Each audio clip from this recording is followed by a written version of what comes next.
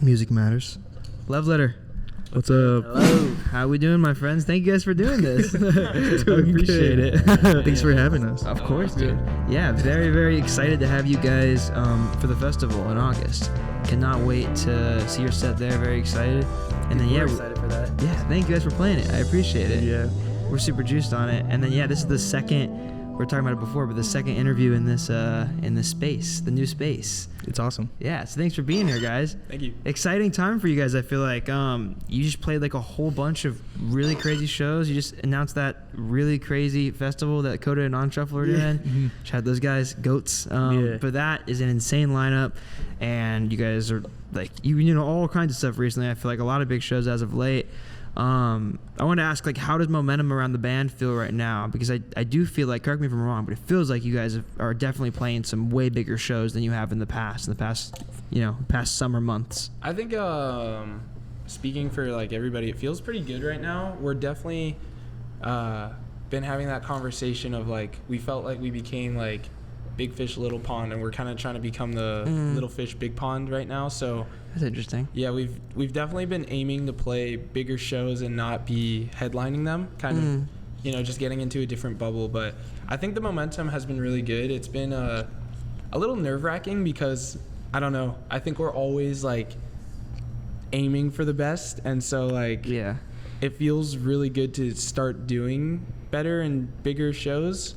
But sometimes I'm nervous because obviously as like the quality of a show goes up, the quantity goes down. So now it's kind of like a big show ends and then we're waiting like, okay, I hope we get another big show. And then like, get all anxious. It's good.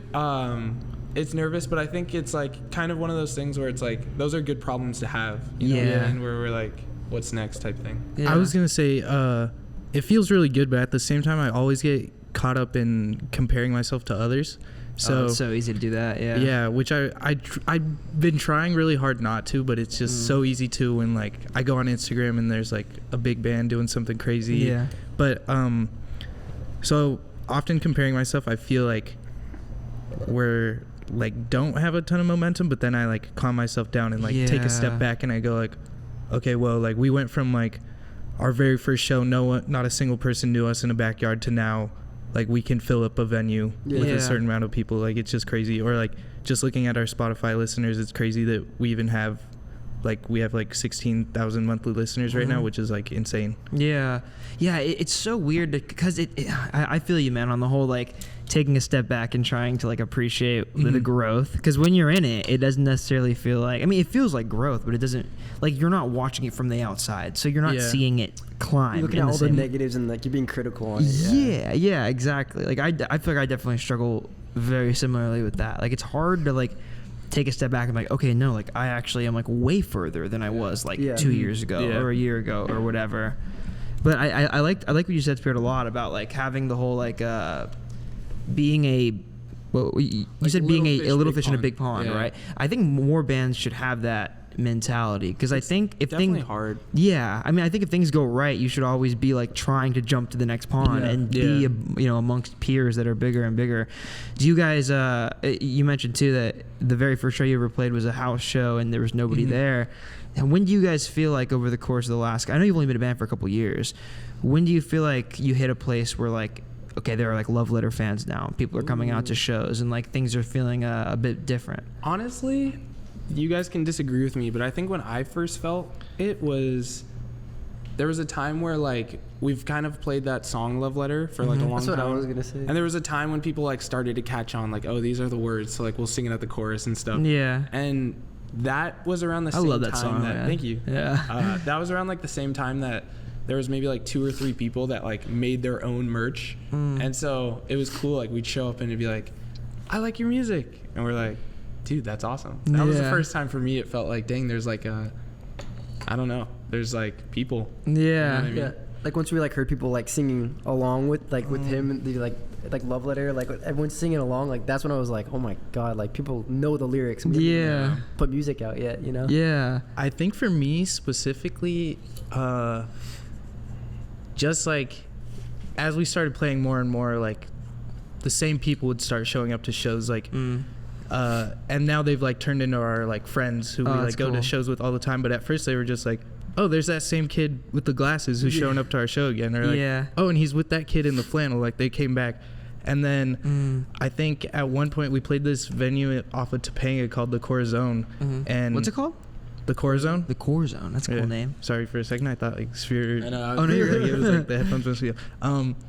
But someone showed up and they had made like their own love letter shirt before we had any merch or anything. And that was really when I think I went like, oh whoa, like people really like this and are starting to show. They'll buy shirts if they're making their own. Yeah, exactly. Yeah. It's so cool. I have like a little like photo album in my camera roll of like that time period when it like started to be like that, and I like still look at stuff like that and be like, dude, this is just so cool. Like, yeah, I don't know. How long ago was that? Dude, that had to be 2 years ago. It was like before we even had music out. I feel like. So maybe a little over 2 years. Yeah, because I mean, I think you said this earlier, where you said that like a lot of bands' mentality is building the fan base from the music and then bringing that to the shows. Where your mentality was kind of the opposite in the beginning. It was like building the fan base through the shows and then bringing that into the music, which I think is a way better strategy for anybody in this kind of scene, or honestly any band-driven scene at all. I think that's a better strategy, and it makes a lot more sense. I also think like it gives your live show like a lot more, because think about it this way, right? Like I think to do this for a long time, you need to have a live presence. It doesn't matter if honestly, it doesn't matter how big your music is on streaming. Like you need to have a live presence. That's just the reality of it. So I think growing that first, opposed to like doing all the studio stuff first, makes a lot more sense. But was that a conscious mentality for you guys, or did it just sort of happen that way? I think in a way it just sort of happened, because when we first started, when we played our first show, I think we played only one or two originals, maybe. Our very, very, very first show? Yeah, we played maybe 2 originals.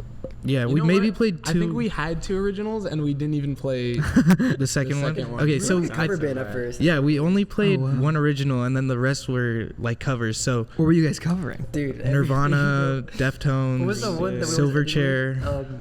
That's What I Like About You. Oh yeah, we would do that cover. Yeah, kind of anything that we just thought was like a cool song and was like a starting point. Like it was funny. Me and True played one show before Julian was in the band, and before Julian was in the band, it was kind of like, okay, well, let's make a set list. Like, what songs do we listen to that like we can actually play? Like back then, like I feel like, I mean, I'm still not the greatest musician, but like I wasn't the best guitar player, and True was like still switching over to like bass as a guitar player, so it was kind of like, okay, well, we can play Green Day songs, we can play Nirvana songs, we can maybe play 1 or 2 Deftones songs. So like we learned like X amount of songs, and then the next show when Julian came along, we were like, okay, well, we know these songs, like, can you play drums to these songs? Yeah. So, dude, and it was kind of funny because this is when like one of their first songs they wrote was "Shut Up," and so they put like they gave me a set list, and one of them was like, was "Shut Up," and I showed up to because they gave me like, we had like 1 or 2 practices before that first show, my first show. And so I came with like "Shut Up" by Blink-182, like fully prepared and ready. And they were like, no, this is our song, dude. But I was gonna say, so like we started with like covers and had that one original, and then I keep in my notes app just like any set we've ever played. I have like the set list that we played with, and like I continue to every show I just write the set list in my notes. But for our first like 10-15 shows, like our whole set list is basically just covers, and we just kept playing. People started to like be like, what's that song called, like the original that you guys are playing, or what's this song? And then so we would start making more originals and stuff, and then as people started liking our originals, we started to go like, okay, now maybe we should think about recording them. Okay, how do we record songs? Like, do we know anybody who can help us record songs? Like, how much does it cost to record songs? Like, how does that work? I want to add really quickly. I remember because True was saying when people started liking our original music, I think another moment where I was like, dang, this is cool. Yeah. We had, not really, well, again, a friend that we knew through music. So a friend came to a show and he was like, what is that song you guys played? And we were like, Shut Up. And he was like, dude, that is like a real song. And I was like, oh shoot, you think it's like a real song? Like it sounds like a real song? And he was like, yes, dude. And that also was like, I don't know. It just reminded me, and I was like, oh, it's funny. It feels like your guys' journey into this was very just like following the dots. Like it feels like you just kept saying yes, and things just kept happening. Dude, literally. Like yeah. Spirit mainly does, or like used to do like all our booking and everything. But I remember when we first started, like no matter what type of show, where it was, what time, we would just say yes to everything. Yeah. And it benefited us in a lot of ways, I think. Just like it made our audience so much wider because we were just playing all over the place. Like there was nights where we were playing, we'd go from a house show, and then an hour later we were in the middle of nowhere by like railroad tracks at like 2 a.m. like like just super late at night, literally only playing to like the band and their girlfriends that were there. But still, even just playing to them, they were like, oh, you guys are awesome, like we're gonna follow you on Instagram, like blah blah blah. And then that leads to like a different show because they remember us from that show and just keeps you going. You guys were just saying yes to everything. I was gonna say that was kind of one of the reasons I said it's a little bit hard to be like that small fish big pond thing, because it's like we'll get asked for a lot of shows, and like we have this mentality of like at the end of the day we just want to play music. So it's like, you guys just got an agent too, right? Dude, that was cool. So he's helping us out with that, but like it's hard because it's like you gotta like weigh it out and be like, okay, well this show might put us in this scenario, but like if we play this it could be super fun. But, like, so it's hard being like making smarter choices. And obviously sometimes like we still will play a show that's like fun. Like right now, like I'm not gonna say because it's not announced yet, but like in the car we were like talking about a show, confirming a show that's like kind of more just like gonna be a fun show. And like so it goes back and forth, but yeah, it is definitely a change of pace. Like back then it was really just like, shoot dude, they want us to play, let's do it. It's definitely, I feel like it's definitely a good problem to have, but it's very real. I think like it's difficult too, because like especially if you come from like a genre that, I think Scram's a good example of this because it's so live. It's so based in the live world. I mean now a lot of the streaming stuff on it's really big as well, but I think like it's such a live genre that like that's the dream, right? It's like be a small band and play as many shows as you possibly can. And then it like, was it difficult to try to get into this mindset where you had to realize like, well, the business side of this is like, we can't say yes to everything. We have to have pull, and like, we have to like make sure like our headlining spots are calculated, and like we're taking shows that make sense, and we're not spending money on things that don't make sense. Like, was that hard to get to the place where you had to say no? I think it seems like it would be hard, but the reason it was so easy is because it wasn't really out of a place where we were like, we want to do this and this and this and like get to this point. It was more of a thing like we started having people that are like, dude, I drove X amount of hours to this show or X amount of hours to this show, and we were like, well damn dude, like we don't want to just play LA every week, and then like the people that we like have fans of in Riverside are driving out every time. So it's like a bit of it kind of also started because it was like, dude, we don't want to just like make everybody feel like, oh, this week I gotta go here and this week I gotta go there. It was kind of like, okay guys, if we have fans in like a radius of like 30 minutes to an hour, maybe let's say no to this show, and then let's play this show the week after, and everyone can come to it. So it was like it was kind of something that made sense at the time, like more in a way of just being like, we want it to be easy for also ourselves, because like with school and everything, and then easier for people and like a distance thing. So I don't know, it kind of just happened over time. But yeah, we really do. I think like it's funny because I think a lot of the times we are very strategic, and then a lot of the other time we are very like, we have to do this. We have to do this, or like people are going to be there, like we want to have fun. And it's like in that's like, that's kind of strategic in itself, like if you're doing it for yourselves and for people that like actually like the music, it like will benefit you. So like it kind of happened naturally, you know what I mean? That's a really, go ahead. Oh, I was gonna say, I also kind of feel like, because we had gotten to a point where we were playing like so many shows. Like there was like weekends where we play like 2 shows in one day and like 3 shows that weekend. That's crazy. And I think we kind of like, at least I know I kind of got like tired out, where I'm like, dude, like my hands hurt. You know what I mean? It's like you're locally touring, but like, and we realized that it's like we're taking away, like when we played this show 2 days in a row in the same area, like we could condense those 2 crowds into one show. And get bigger crowds. Yeah, I was gonna say like there was a venue we used to play all the time called Sound Studios. Yeah. And there was in the Valley, right? Yeah. But they like just closed down. Oh really? Yeah. Oh shit. I don't know what happened. Like that had to be hella recent. Yeah. Like literally last month maybe. Damn. Or something. Okay. Yeah. But there was times where like there would be a weekend and we'd literally play like 2 shows at Sound Studios in that weekend, like Friday, Saturday, venues, like same venue. And then so it was to the point where like too, we'd play Friday, a certain group of people would show up, and then we'd play Saturday, and that like same group of people would show up. So we were like, damn, and they're like, wait, hold up. That's crazy though. Like the fact that people were resonating with the music that much, they would show up to the exact same show 2 nights in a row. It was crazy. Also like, yeah, we low-key started at the perfect time. Yeah, in the valley, there was like 100%. All these friend groups that were just like, it was also like big hangouts. Because I think for us too, like growing up, like I had always like enjoyed listening to like real bands, like the Nirvanas, Deftones, whatever, and I didn't necessarily know that there was a scene for live music. Yeah. And then we finally found it when we started playing shows and stuff. And I think that happened to a lot of kids too, where we started playing shows, other people started playing shows, and they found out like about a scene. So kids weren't only showing up to sound studios for the music, but they were just showing up to be like a part of the scene, just like be out of their house, be with their friends, be around just kind of what they had like grown up watching on YouTube, or like the aesthetic they enjoyed. Like find community. Yeah. And then so kids would show up both days, whether they liked the music or they liked just being there hanging out.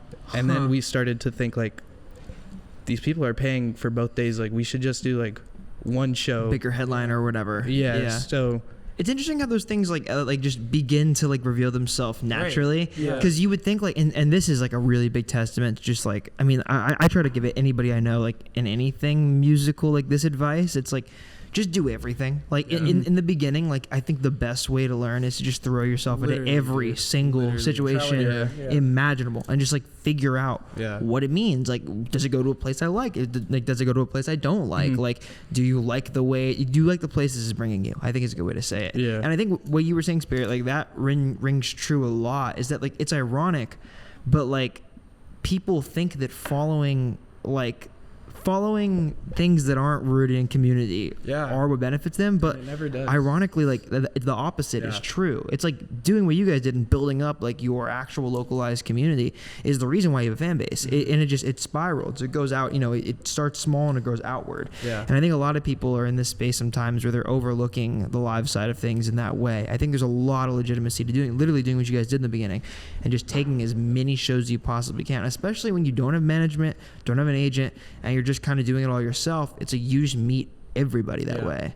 It's also just like the best way to experience it, kind of like what you were saying, is like you kind of learn what you like and what you don't like. But like, dude, the amount of people we know just from like playing one show in a random area, and like maybe we don't stay in touch, maybe we haven't played a second show, but like we'll still talk about them, we'll still have like good things to say and be like, dude, remember that time? And I'm sure if we ran into them, it'd be like the coolest thing, and we would never regret like playing that like small show or something. So it's like, yeah, dude, you just gotta like take a chance and like throw yourself in the water, learn to swim, like type thing. You know what I mean? No, I mean that's true. Yeah, I think it's a really good way to put it. I mean, you just kind of gotta like chase that place where it's like you're right. I mean, like not everything is gonna feel like a massive like life-changing opportunity, but I think like all of the small ones, they eventually begin to like add up and stuff. 100%. During that time in the very early days where you guys were just saying yes to everything and stuff. I mean, you mentioned you're still in school, right? Yeah.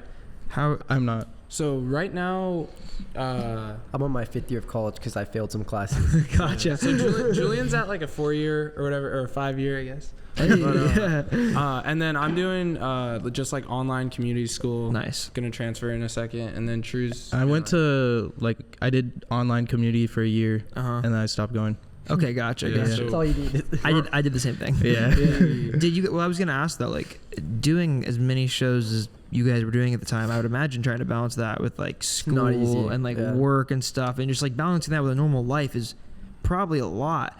Do you guys feel like in those early days, and I don't say sacrifice in terms of like you didn't want to do it, because of course you wanted to do it, but do you feel like in the early days there was a lot of weekends that you had to sacrifice spending time with friends or doing whatever, or like just things like that, to really go and like pursue as many shows as you possibly could? Like, how did you stay balanced when you were in that period where all you were doing was saying yes? I think I mean, sorry to like keep answering every question so quickly, but I just feel like I don't know. I feel like back then, there definitely was a lot of weekends where like, especially because when we started, I was like in my last year of high school, and so that summer we really wanted to like play a bunch of stuff, and like it sucked being like, damn, this is like my last summer with all these people and I can't. But like, damn, honestly, wait, so you sorry to cut you off, but real quick, so you were in your last year of high school when you started, and then how old were you guys? So we played our first show when we played our first show right after Spirit was graduated, right? It was right after or like right before? Right after, because it was in either right after or right before. So I was a senior when Spirit was a junior. Or no, you're right before. So I was a senior in high school. Spirit was a junior in high school. Yeah. We played our show, and then I graduated, and then I took a gap year, and then Spirit was a senior.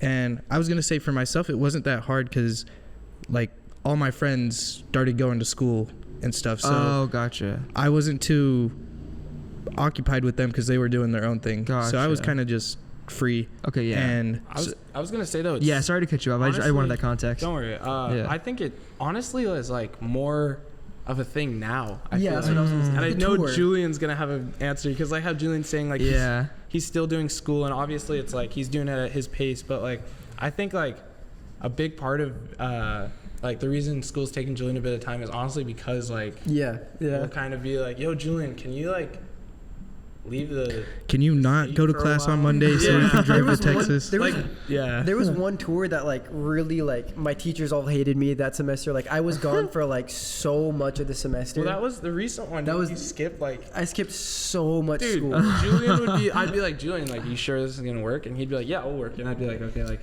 what's going on with school? And he was like, dude, honestly, I'm just not gonna go. Or we'd be in the van and like I don't know where we'd be, and like because we're driving across the country, like the time zones are always changing. And Julian would look at his phone and go like, "Oh my God, it's 1 o'clock in California. I'm missing my class." That is the way. We'd go like, "Can you like join it?" And he'd just be like, "It's okay." Yeah, I got really lucky because I am going to a music school, so my teachers are really understanding, and that's cool. One of them even set up Zoom calls, so I would just be on the big screen while every other kid was just sitting in class, like looking at me. That's sick. But it was nice that he made that accommodation. Yeah. It's always funny doing like school like online because like Julian will like have stuff like that, or like we'll be like about to go to the venue like on a tour, and I'll be like, do I bring my laptop? Like, what time's our set end? Like, will I have time to finish my homework? I remember one show, dude, in Riverside. Me and True, we were taking the same class, I think, because True did like community for like maybe like a semester. I did for 2 semesters. Okay, well he did for a while. I don't know. He did for like 2 days. Right? Don't get it twisted. I did 2 semesters. Me and True, I think we're in the same English class, and we had like some fat essay. You were in person, right? No, this was online, bro. We had some fat essay due, and I was like, dude, True, it's due today, bro. Yeah. And so we were at the merch table, like our laptops over the merch, just like, dude, we go on in like 30 minutes. And, like, and then someone would come up to buy a shirt and we'd be like, we'd be like, yeah, we have our laptop to the side. Like, you're like Shakespeare. Yeah, bro. That was like super stressful and dumb, but like, so yeah, it definitely soaks up a bunch of our time. Yeah. It is a bummer, but like you said, it's like, it is a sacrifice, but it's like, I would rather do that over anything, you know, like. Yeah, so. I was gonna ask, were there other kids that were like in your program at school that were in like touring bands, or were you kind of the only one? There was one guy that was in a touring band, and like so he would also miss like chunks of class, so I was like, that made me feel better about it. But I think there was only one other. There's a lot of bands at my school, but not a lot of them were touring. I feel like they should be accommodating of that. Like I feel like it's like you're doing the thing. Yeah, if I made it, like if we made it somehow, it would make that school look good. I feel like. Yeah, but well, I mean, there's that aspect of it, and there's also like the aspect of like why the fuck are you going to music school if you're not being supported as a touring musician? Like that's the whole point. That's like the entire thing. Like it's kind of I feel like that's kind of crazy to get upset at you for. Like they're like, how dare you like find success in the field that I'm teaching you? Like that feels so silly. Well, it's a business school, so it's a music business school. So it's like not about Where do you go? Seaside. Nice. I used to live right next to Seaside. Oh, sick. Yeah, because they were telling me that you guys were in Northridge. Yeah. Damn, that's sick. Do you feel like that's got to be so interesting playing the genre of music that you play and going to school for music? You said music business though, right? Yeah, but there is another band that's like pretty similar up our like they're like very like hardcore and like you do see a lot of it. but most of them are much more like, jazz or classical music and stuff like that. Do you feel like you're getting a lot of the benefit out of it? Like, do you feel like a lot of the stuff you're learning is applicable as you've kind of gotten further with the band? I've learned so much more through like real life experience, if I'm being honest. Like I've like people we meet in the industry and stuff like that, even through like, family and whatever. But it's still great to like, like the stuff like BMI and like all that stuff I've learned through my school, and I would be like, guys, we should get on BMI, do this. Like definitely there was some real world applications for sure. Yeah, that makes sense. When you guys started, I know you said you were in high school. That's really crazy to me. Were you like, because I had a kind of a similar experience where like I did a lot of the stuff that I did in the beginning in high school as well. Were you guys like always some of the youngest people on some of these bills? And if so, like how did that feel? Or was the scene you were within like a generally much younger scene of music? Because that's always so cool to me when there's a pocket of bands that are like super young. Yeah, honestly, I think it was pretty young. I think it was pretty young. I think some of the bands that I remember, like I'll go back to Sound Studios. Like we played with a band called Bloodshot at Sound Studios, and I think those guys are still in high school right now. Oh, whoa. Yeah. So that means they were like 14 or 15 when you played with them. That's crazy. I swear the youngest bands are always like the most talented too. Like, I'm like, how are you 16 and you're this? Or even those are like the kids that have like been on it since they're like 6. I know, like the Skinless Bastards. Are they still in high school? Like really? No. I think they're like. I don't know if you're right. Like if those people like is Lorenzo still in high school? No. Wait, no. I don't know. I think honestly. He was last year for sure. I don't think so. He just graduated. Okay, I think. But but I think there was a range. I don't think we were like, even though a lot of the scene was young, I don't think that we were like super old. Like I think it was kind of like around our age range, with the exception of the younger group. Gotcha. Okay, that makes sense. Yeah, I do feel like a lot of like, I feel like the two fastest subgenres of rock right now in terms of like how fast they're growing are probably like scrams and shoegaze. Like I feel like the scenes that they have are just like exploding right now. Everywhere, it's like getting massive, and I feel like a lot of those scenes do tend to be like generally younger facing, which is something I think is like really, really cool, and I don't quite know how that's happened. And I've thought about it a lot. Like shoegaze makes more sense. I think a lot of the shoegaze stuff blew up on TikTok, but I don't think a lot of the scram stuff blew up on TikTok. But it seems to be getting really, really, really big. Do you guys feel like a lot of the people at your show are like shows are on the younger side, and has that been cool to see? I feel like it's partly like because of the community thing. Like people are like searching for community, especially when you're in like high school, when you feel like you're like whatever, you find community somewhere. Yeah. I really don't know, honestly. I feel like Could you turn the mic so you're talking to it? Shoot, my fault. Is it better? Yeah, you're good, bro. Thank you. Way better. I was gonna say like, I don't know. I feel like a long time ago, it was like the shows were smaller, so it was like we get to a show and like our set ends and we kind of talk to everyone there. But now I feel like which is also huge, and more bands should do. Yeah, and it's also just like fun. Like you want to talk to the people that are there, but now I feel like as the shows are getting bigger, you kind of like can't talk to everybody. So like I kind of don't know how old people are. Like I mean, obviously you can tell like if a dude's got a face full of hair that he's like older. Yeah. But, like I don't know. So I really don't know how old people are or like what like age group we're playing for. I kind of just always assume everyone is like my age. Like I always just see it's easy it, to like assume that. But like I really have no idea right now. What do you think, True?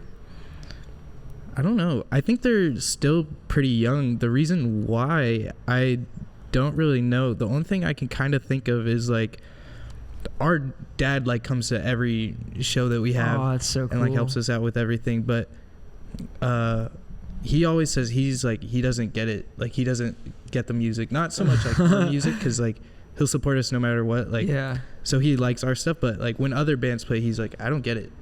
I don't get the sound or like the screaming or like whatever. So I think like the younger generation just like gets it for some reason, and like the older generation doesn't, or like because which I think actually like whether they realize it or not, I think a lot of the younger people like or like I know for me, like I go home and I watch like Warped Tour 2003 or like Warped Tour or whatever, and because that's not like happening anymore, like this is kind of what's happening now, and it's like the closest thing to it, so that's like sort of what draws me into it. So I'm thinking maybe that's also what draws other people into it, but honestly don't have a really good answer for the reason. It just I feel is the way it is. I feel like it also depends on the venue. Like if we're playing like a backyard show, I feel like it'll definitely be like a younger audience versus like a real venue with like bigger bands will kind of tend to be like, especially like a venue with like a bar or something. It's gonna be like older.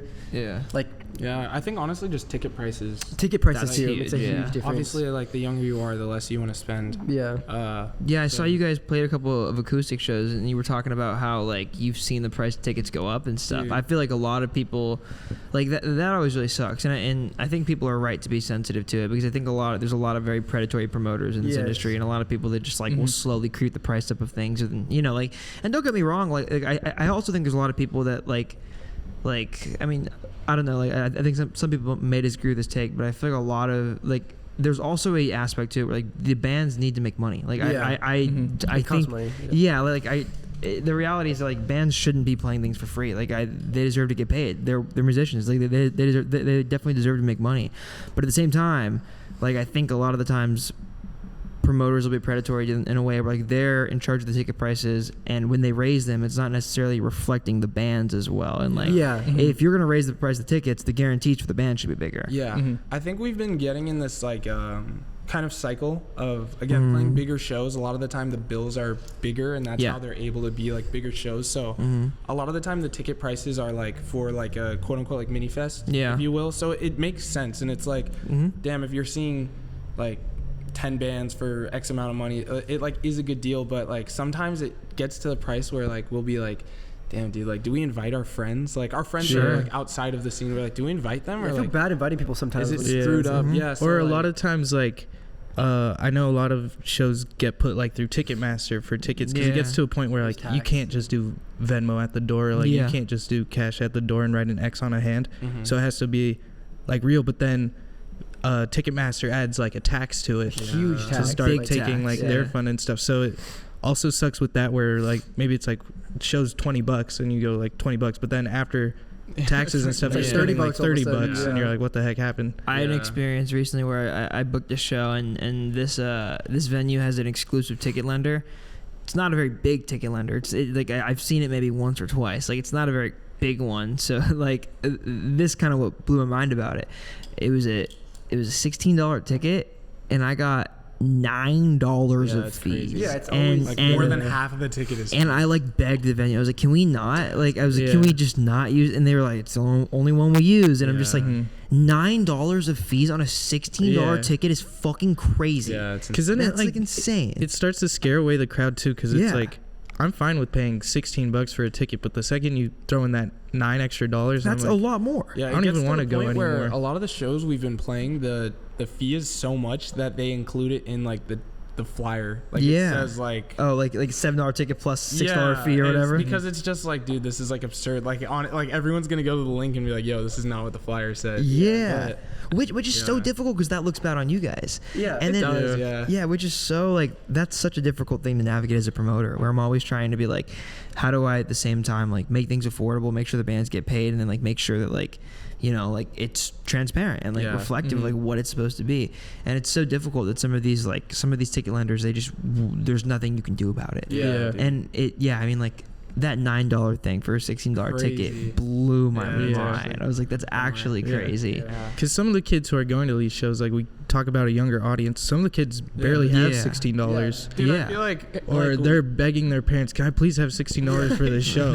I feel like me and True especially, because like we're always like in the same like little area, we're always talking to each other about it, and we'll be like, yo, like what about this show, and then even we will check the price and we're like, dude, or like there was like a big like Scrams sort of festival this weekend, I think it was called Home to Hearts or something, and like someone invited me in spirit to go, like one of the bookers or something was like, I could get you guys in free, like blah blah blah.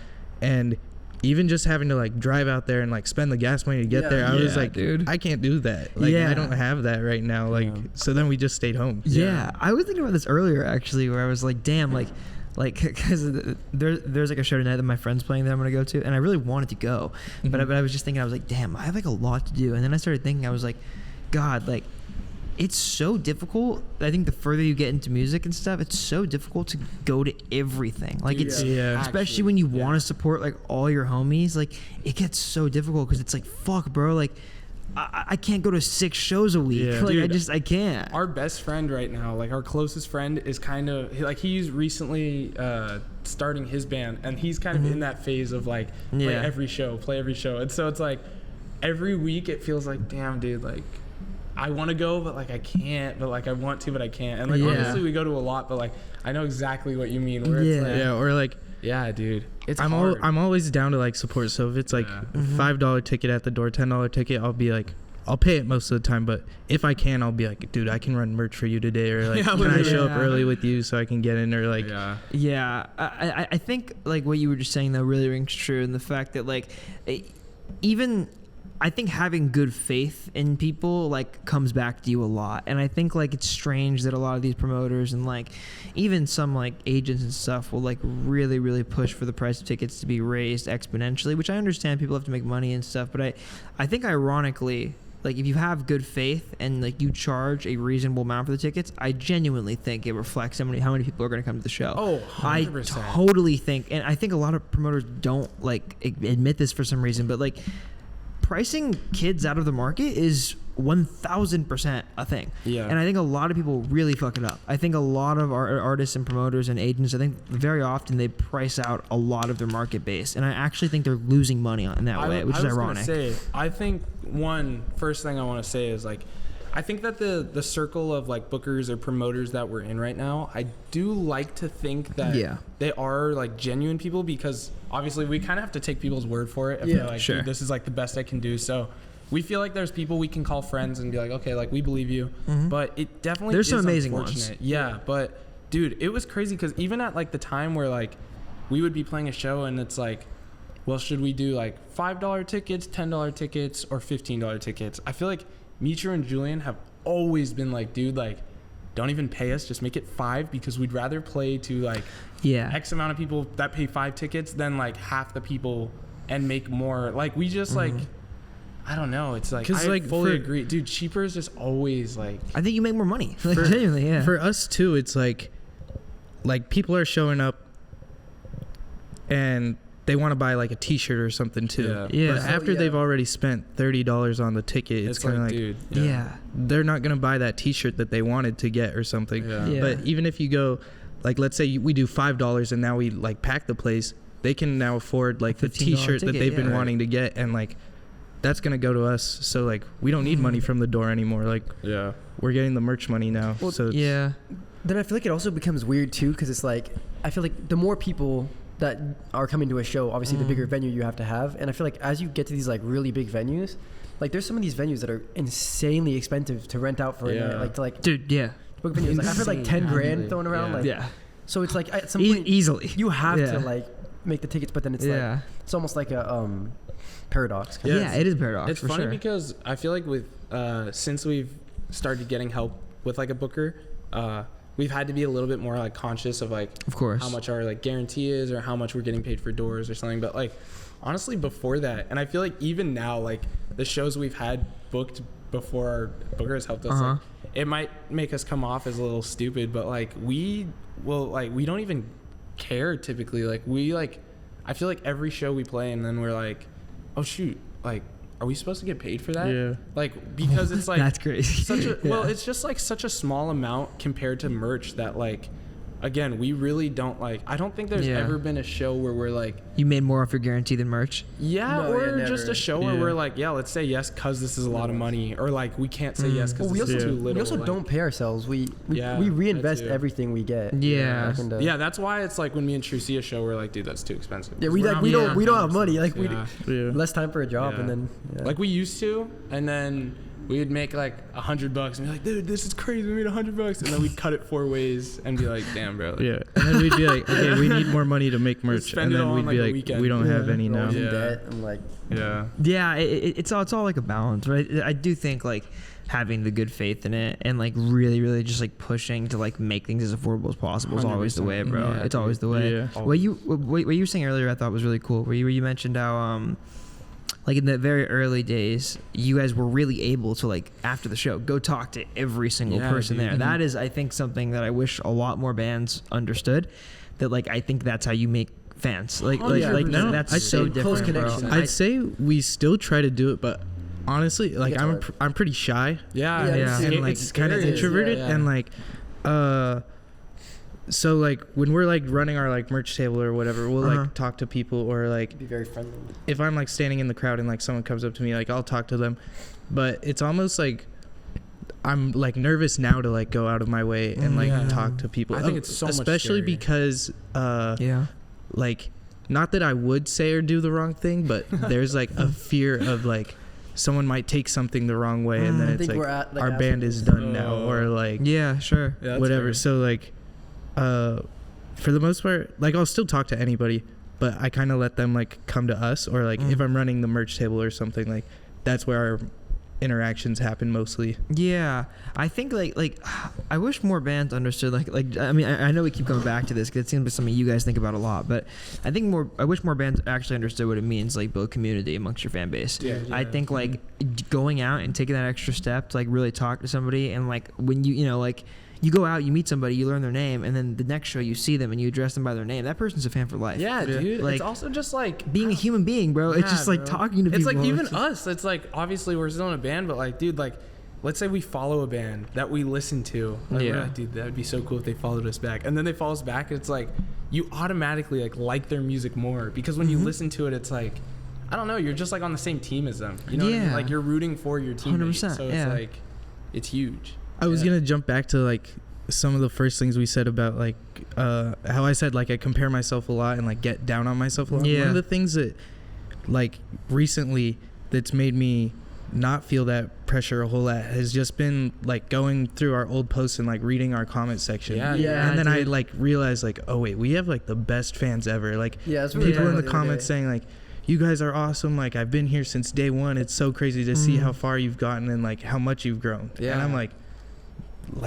you don't feel that way. I don't look at other people's posts and like see people saying that, and it's just crazy to see like our fans like are just so genuine and like aren't even like sure they love the music, but they also just want the best for us. Can I go ahead? What were we gonna say? I will just real quick to add on to True, because like speaking of like Instagram comments, like we really try and respond to like every comment, like even if it's just like an emoji. It's like I want people to know that like the band is reading what you're saying, and like we're thankful for it, or like we agree with it, or like we'll try and help you in this way if you need something, or like, so I like to respond to everything. And it was cool because like obviously I'm sure we'll get to it, but you mentioned that that like festival earlier, and there's been a lot of people that are like happy about it, and like there's just been mixed opinions. And like it's funny because like on a shared post we typically won't respond, so like we had that post and like a ton of comments, and we were just like, dang bro, this is like a lot. And then like you scroll down one to like our post where all the people, and we're like just reminded like, dude, like we're so lucky that all the people that are like commenting on our thing are just so nice. Like I don't know, like it's just like the greatest, like we're just super thankful, like genuinely. Like it's like you're not gonna have the same like answer to this than I have, but why do you think that is? It's funny because I actually don't know. Like I know we try not to like get on anyone's bad side. I like to think that we're just like naturally good people. Because that's what I was gonna say. Well, thank you. But like I feel like you guys have just the most amazing energy, and like thanks, of course, like I mean I've only like met you in person today, but I was like I think, and I've talked to a lot of bands. I feel this across like most bands that I think have I don't want to say like cult fan bases, but like fan bases that are very devoted. They're always just the best people. I genuinely think that. Like I don't think it's like this weird mystical thing where it's like, how did this band build this like super devoted like fan base? It's like, no, they just like talk to people. Yeah, well, thank you. And people fuck with them because they talk to them, and like I just think that's how it is, you know. That's sick. I was gonna say the same thing goes like for you too. Thank you, like, bro. I'm a fan. Thank you, watching man. You guys too. And like on the way here in the car, like Spirit was like stressed out about Dante, something. you're gonna be like, I was like, I didn't even know you yet. I spoke to you over the phone. And I was like, I think you're really gonna like Dante Spirit. Like I was like, he just seems like he's like happy all the time. Like I think you're really gonna like him. I try my best. I wish I was happy 24/7. Also, like, not to like gas up your guys' egos, but like I feel like with these two guys, like I feel like when I met them, I was like at this point where I was like kind of like starting to like, I don't like feel like no one like had good morals. Like I was kind of like alone when it came to like other people, because like I don't know, I feel like there wasn't a lot of people that have like respect for other people, and I met these guys. You, bro. Yeah. And these guys have like the best morals out of like anyone I've ever met, and like they restored my faith in humanity. Yeah. Well, Julian's the same too. Like honestly, we're fortunate that like all of us are like. It's funny because like. I always think about like, damn, like we might have band drama, but like we don't. We don't, and like we kind of can't. And it's like we've never like actually. If me and True are upset, it's like, dude, get over it. Like your brother. Yeah. And then it's like Julian's upset. It's like, but me and True are never gonna like push him. But like, Julian Julian never gets upset at anything. like especially when we go like on tours and we're like driving in the van for like hours. Like I lose my mind in the van. Well, they're brothers, so they'll fight. I'm like mad about like everything though. Like Julian like breathes like a little too loud and it like I snap. Like shut up, bro. Yeah. Or like Spirit opens a bag of chips and I'm like, those smell disgusting, dude. Like why can't you just wait? But then like Julian's just like in the back like watching what show do you watch? Star Wars, The Walking Dead, just like chilling, and I'm like, Julian, do you need anything? And he's like, what's up? Takes off his headphones and he goes, oh no, I'm good. Yeah, and then just like goes back to his video. I'm like, very easily, but you guys are very hard people to be mad at. Yeah, I feel like we all also have like True might get a little freaked out sometimes, but like especially me and Julian, bro, we have like I don't know, like great control of our temper. Like me and Julian never really like flip out. Like that's beautiful. I never get angry. Yeah, it's because you guys yell on stage. But don't get me wrong, maybe, but like drumming is great therapy. I think like I don't know. For sure. Dude. Yeah, I feel like we all work in different ways. I feel like I'll get anxious, True will get frustrated, and I don't know what Julian will do. Julian's just like Julian, bro.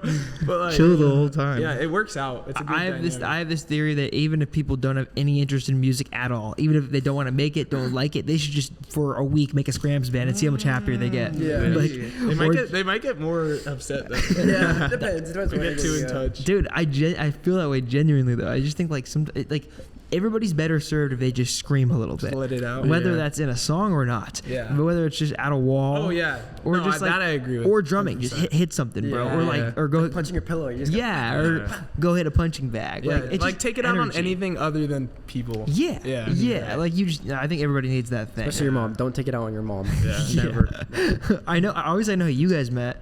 How did you meet him? I'm their long lost brother, actually. So he's a cousin.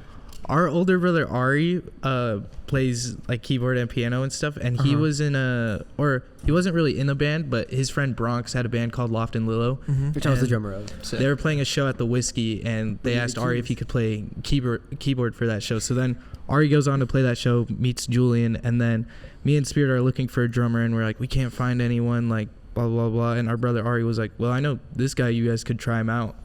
Like here's his number, his Instagram, blah blah.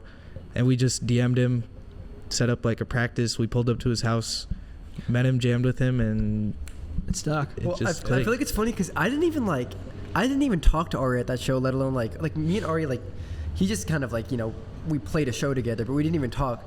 And then now like me and Ari go to the same school, like we become really close. But it's just funny of how like he thought of me because we didn't even like talk or anything. It's also funny because we had some like not like terrible, but like the experiences we had with previous drummers were just like not very good. Yeah. And anytime we had jammed with drummers, it was just it was really it wasn't enjoyable. To, like, find a match. You know, there was one time where it was enjoyable, but like we both knew that the guy like wasn't the fit for us. Like it was fun playing with him, but then like hanging out with him, it was kind of like this isn't the vibe. Sure.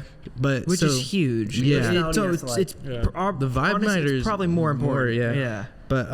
But so I remember we were driving to Julian's house to just like jam with him in his garage for the first time, and on the way in the car, I was just like being like so negative, and I was just like this isn't gonna work. Like I can already tell this is just gonna be like another lame drummer. Like this isn't gonna be fun. And then we showed up and it was like the best thing ever. But because of our previous experiences, I was like in the car just like doubting it.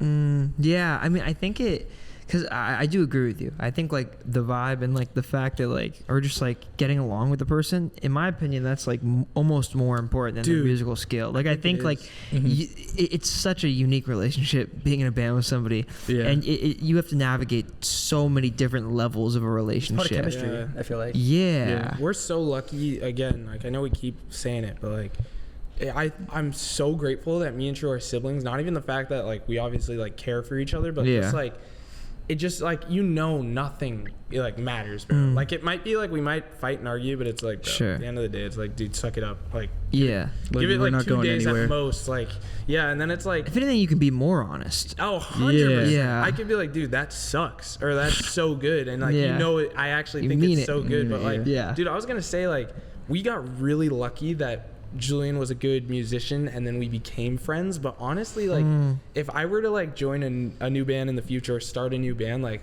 I agree, like I'm a big like you got to be friends first, because it is like, dude, it's a friendship at the end of the day. It's just like because music is like such a big part of our life. I like we talk about it all the time, but sometimes I get like tired of like talking about music. Like I'm like, I don't want to show up and talk about like whatever shows or like whatever. I just want to sit down and talk about like TikTok brain rot or something. Like, I just want to chill for a minute, or just say nothing. So it's like it's cool that like we all talk about music all the time, but like we can shut it off whenever and just talk about like everything else or nothing. Or literally nothing even. And I feel like the biggest thing too is like we'll like outside of music, like we'll hang out outside of music and just not talk about music and just like do stupid stuff. We've gone to like clubs together. We've gone to, like, or because like we're all like friends now, and like we've like my friend group knows Julian, like Julian's friend group knows us, like Spirit's friend group knows whatever. Like there's like we can talk about like if I bring up someone's name, like Julian knows who that person is now, and like I can tie him into that now, or like, oh, you know this person from high school, because like our high schools aren't too far apart, and then leads like, oh yeah, I used to play on his soccer team, or I grew up playing basketball with him, or would just suck to feel like, I don't know, like to an extent I'd feel kind of used if like I was Julian and I was like, oh, they need me to drum this week, or like they need me to drum, like, you know what I mean? It's kind of like, I don't know. I mean, no, dude, 100%. Do you guys? I'm curious too. So like, being a 3-piece too, that is like, I mean, I don't want to say rare, but it's like it's definitely less common than being a 4-piece in like any kind of rock genre. I feel like, was that like always intentional? Did you always want to be a 3-piece, or did it kind of just work out? Because I feel like, I mean, it depends on the genre, but there's a lot more space to fill. Like, you need a really good rhythm section, I think, to like to be a 3-piece. So there's that aspect of it.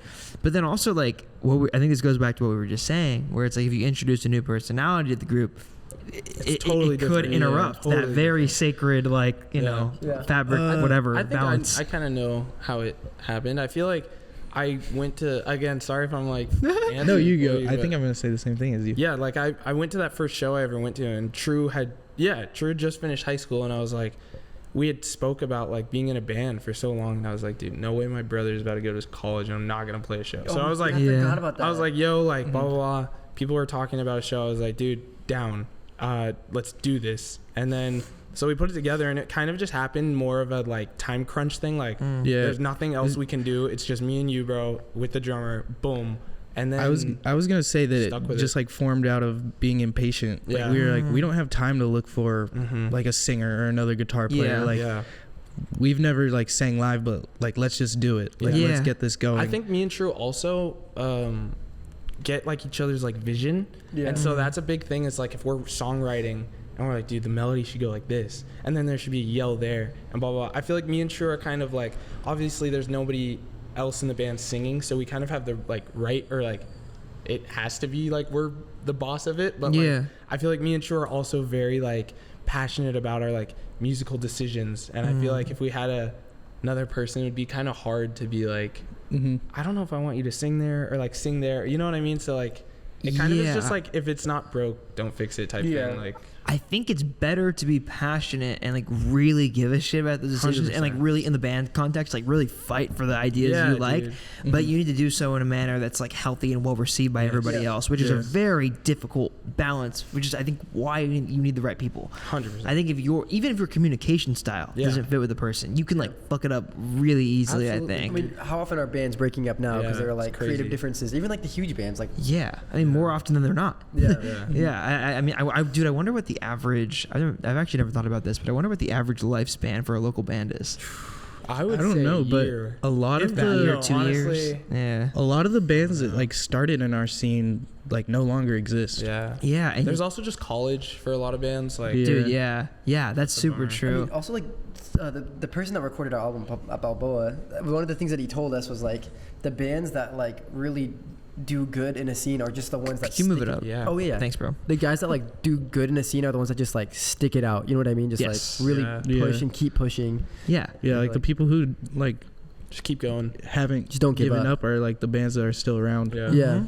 Yeah, I think a lot of people have this mentality of like, if it doesn't work in a couple of years, then it's never going to work. Yeah. Which I think is like so far from the truth. Yeah. I think like it needs to have that time to grow. Like 100%. It needs time to figure out, like, you don't even know what it is yet. Yeah. How can it be successful if you don't even have any idea what it is yet? Right. Yeah. I think like I'm sure where you guys are now versus where you were 3 years ago is so vastly different. And I'm sure where you'll be in 3 more years is so vastly different. Yeah. And that's just how it should be. Literally. That's just healthy. I just think people don't think about like this very often as like something you have to raise. Yeah, like, I was gonna say almost like like a baby, kid, bro. bro. Yeah. Yeah, like I was gonna say that too. Like almost like a baby. You have to like raise it and just nurture it and see where it goes. And I think a lot of people just want it to work immediately. 100%. Yeah. How do you guys stay motivated when some things don't click? I know you said that like in the early days, like a couple of your first shows, there was nobody at and stuff. When you guys get unmotivated or jaded or not inspired, how do you kind of break out of those periods and find a new place of creative growth? I know that when I'm down, or if I'm like worried about something not working out, thankfully, like again, these guys are my friends. So if I'm like, dude, like, I don't know, like I know, like on the way here, I was like, dude, Trudy, like we just dropped new music and like it's doing great, people are loving it and stuff. But I'm like, still like, dude, do you think it's doing good? Like I just need to make sure. And True will be like, yeah, bro, we're doing great, blah blah blah. Julian sometimes will be like, I don't know, we'll be like, Julian, blah blah blah. So I think like, again, going back to being friends and just like, you know, holding each other up and reassuring each other. Yeah. And like reminding each other, like, you might not feel it right now, but dude, you're doing great. And like, you're the version of yourself 2 or 3 years ago would be like, not even believe that this is happening. So like, yeah. I think for me too, it's just like having faith in it. Yeah. Like, even though you may feel like, oh, this isn't working out, it's just like we said, like, the guy who we were working with just said, like, the bands that work out are the bands that stick together and keep going. Like, no matter if it took 3 years, 10 years, like, they stuck together and something happened with it. So I also just remind myself, like, just keep going. Like, even though it's, like, super simple to say and not, like, way harder to do, it just really is, like, just keep going. And this, for me, at least, is, like, I like really want this. Like this is like the dream. So I'm like, why would I give up on my dream? You know, like just keep like pushing, like no matter how hard it is. I feel like also reminding yourself that like no matter how like unsuccessful we are, like say like we had like a month where like every show sucked. Like reminding ourselves that like as long as we're having fun, to us that's all that matters. Like we could play to a show with 0 people in the crowd and we're like, did we have fun? Okay, then it was a success. Just reminding yourself. Or even for me, like we just recently played at the Telegram Ballroom and like I was so sad that it can be that show. Dude, that was so fun. But like when we were playing, I thought I was having like a terrible set because I was having all these crazy technical difficulties and like a lot of half the set was me like trying to plug my bass back into my amp to like get some noise out. But after our set, I was like pretty upset about it, but I just had to like calm myself down and I just like was telling myself like I'll be back here again, like I'll be back here to play again, like it's okay, like this was a bad set, like I've had a bad set before and I've had plenty of good sets, so like I know it's gonna be just one of those things. Some days are good, some days are bad, and I'll definitely be back at this venue, so next time I'm back I'll just make it a really good set. That's a great way to think about it. I also want to add, I think also people like, it's kind of a given, but people just like enjoying the music and saying nice stuff about it, but like the main thing for me when I feel like, obviously like True saying, like we would never ever quit doing music willingly. But the main thing that like, even if I feel like a smidge of like, can I do this, is like when somebody has like a tattoo, that's when I'm like, if they believe in us to put them like somebody has love letter tattoo, like a dude, we've seen to us a good amount of people. Like a lot of people. Whoa, that's so like, crazy. and that's the coolest thing because it's like they've like permanently put something on them, and it's like, dude, I can't imagine how sad they would feel if it was like. They had to explain someone their tattoo and they're like, they're not a band anymore. To me, that also I just got like chills. That's crazy. It also starts to get put in the category where it's like, God forbid something does happen and like the band doesn't work out. It's like we still made a difference in so many people's life to the point where they like put this on their body. Like at least they want it to be forever. At least we did that, and I can look back on that and be happy that we did that. it's the exact reason why I think about this, and I got this. I was looking at that that's earlier. Cool. Yeah, it's because like very similar. Because I'm like, I think if I ever look down at that and I'm not doing this, I'll be like, I broke my promise to myself. Yeah, you know what I mean? Yeah, like, and it's scary, but it's a good scary. It's very scary, Yeah. but it's kind of that. It's kind of like that metaphor of like jumping off the cliff a little bit, and like, or even jump like whatever. What do they say? Jumping in the deep end. And like just seeing if you can swim. I think that is really, really, really important. I think like you're already super vulnerable. Like you're already naked. You already have nothing. It's just a mindset thing. I think that tells us that we have something to lose when we don't. I think like nobody has anything to lose really. Like you just like, I think you're doing your, like, I don't know. When I was a kid, like one of my biggest fears always was like being on my deathbed and thinking like damn, did I do the things that were in my heart? It's also just great because it's like I don't know, sometimes you gotta look at your life as like a story or a movie. It's like, even dude, where we are right now, it's like you're like in this place and it's like we don't know what it's gonna, like you haven't thrown any shows yet, we don't know what's gonna happen, but like something's gonna happen and that's gonna lead to this and that's gonna lead to this, whereas like you could have chose like a, I mean, I don't want to say anyone's life is, because I can't say, but like a boring, you know what I mean, just safer, like very like safe, so like I don't know. You're right, dude. You got to take risks. And because there's always the what ifs. Yeah. And you're never going to find out about the what ifs if you don't do it. Yeah. You know? You miss 100% of the shots you don't take. Yeah, right. I mean, no, but I think you're right. Like, I think about music like this, but I also just think about this in terms of life in general. I think it really is like a relationship that you have to massage. Like, I think like music is not, and I think this is where people go really wrong. And I think like the internet has done some harm in this department, but I think like you need to think about it as like this daily relationship that you nurture and you grow over a very, very, very long period of time. And that means not stopping. Like when your brother pisses you off, you don't just give up on your brother.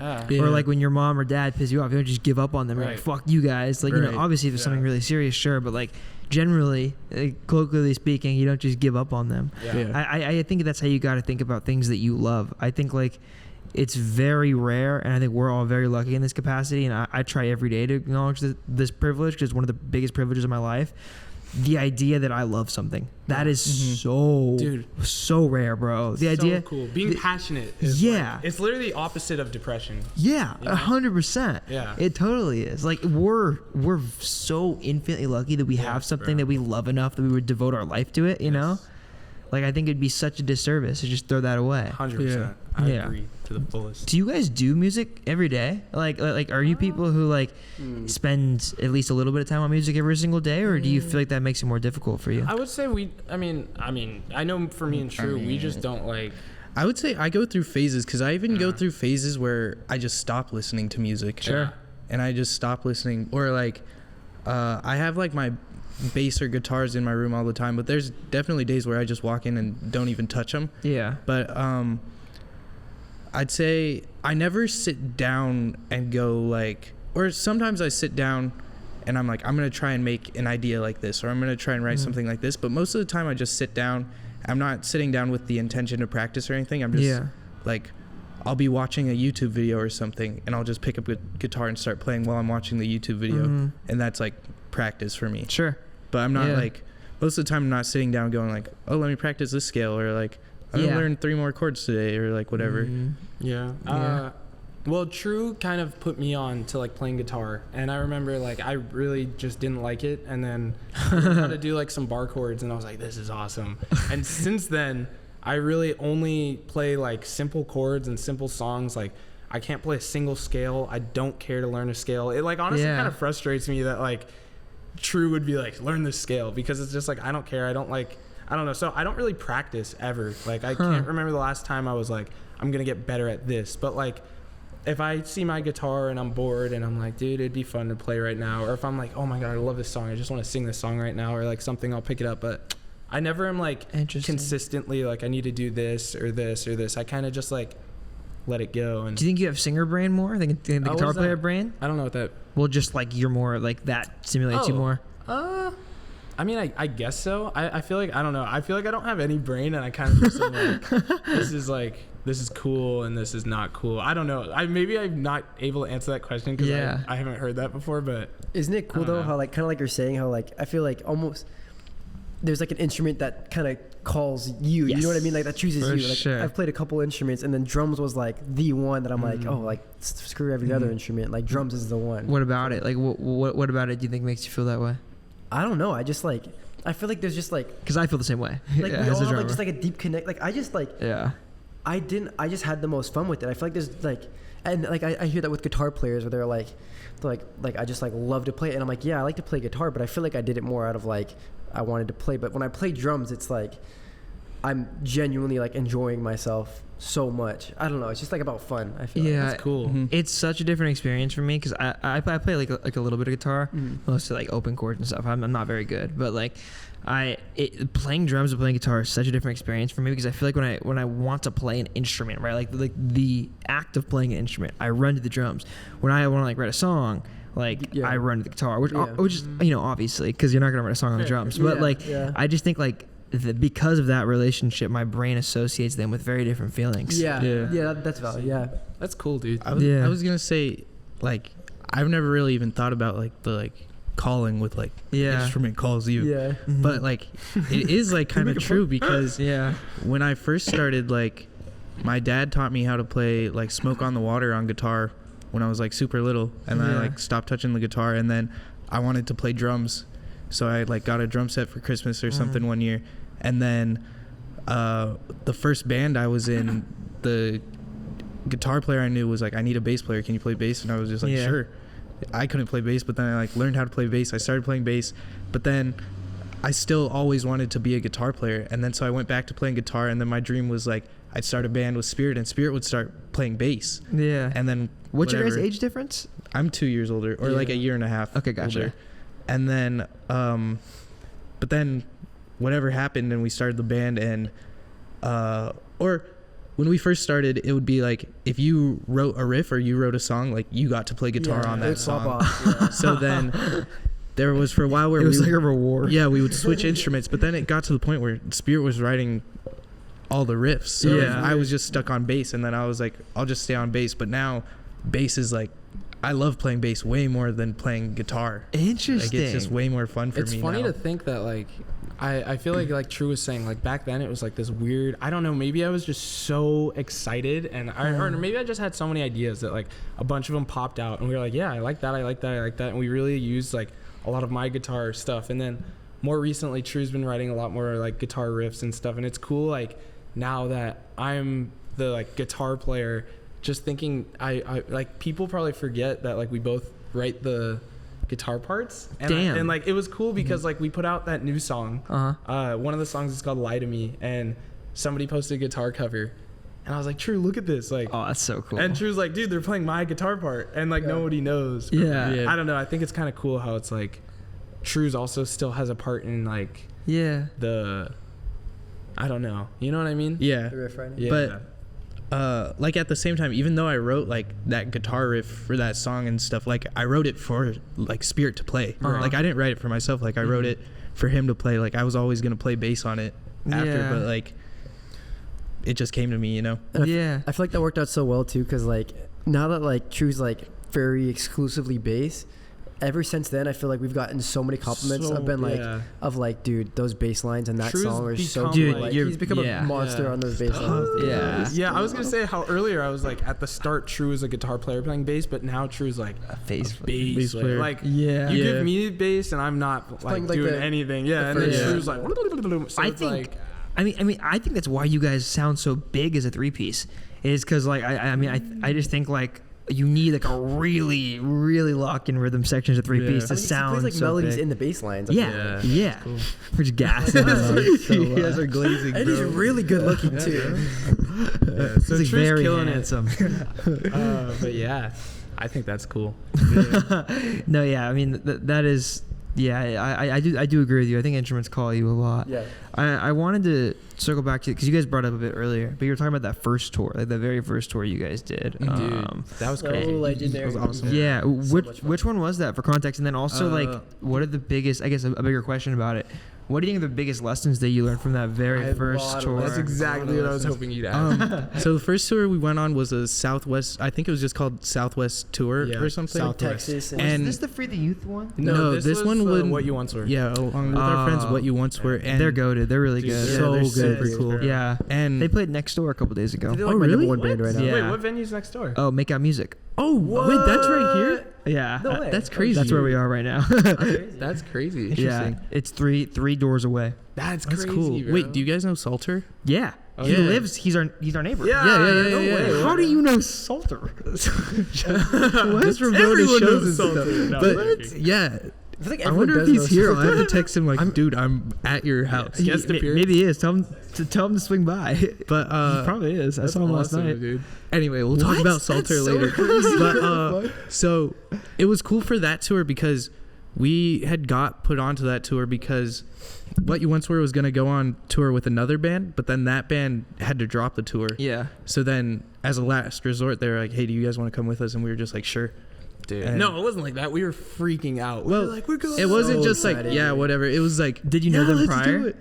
Wait, We was had that? played a few shows with Yeah, them, but we didn't know their like personalities I at didn't all. like know them at all. Gotcha. But now we're like really good friends Yeah. with them. Like we have a big group chat with them. Like Aw. we'll send memes and stuff. Like It's funny because the just drummer, laugh every now and then. the drummer who we're like really close with now, he's like such a good drummer. But I remember seeing him and I'm like, I've seen this guy in like every band dude. ever. He was a drummer Yeah. for like, dude, he's It was so good. it was funny because drummer. like we had played shows with them, but I didn't know them. But like we played this one Halloween show with them, and I was Yeah. waiting in line for the bathroom at the Halloween show, Mhm. and their drummer was dressed as Walter White, and I Oh, was yeah, just that was like so funny. doing small talk in the bathroom line, like I like your costume, bro. Like if you know, you know, sort of thing. Like he just had on like the bowler cap with like the glasses and like shaved his beard a certain way, and I was like, I like that, and he was like, yep. And then he just went on stage. And Yeah. and then when we were on tour, like that came up and it was like, you were Walter White that night. Like that's Oh. crazy. And like I we were love talking it. about That stuff like happens that. in music for some reason so often. I feel like where like I'll meet somebody and like you meet them for like 2 seconds at a show randomly, and then you meet them another time and you end up becoming like close friends with them, and you're like, Yeah. wait, I met you there. Yeah. That happens to me a lot. It's so cool meeting people in just like the music realm. Yeah. Because like you automatically have something in common. Yeah. with everyone. 100%. So it's That's like, why I love shows, dude. Yeah, it's so fun. Also, I feel like the scene is like, it feels so big and so small at the same time. oh yeah, Totally. 100%. Yeah. True. Did you have more to say? I feel like you did.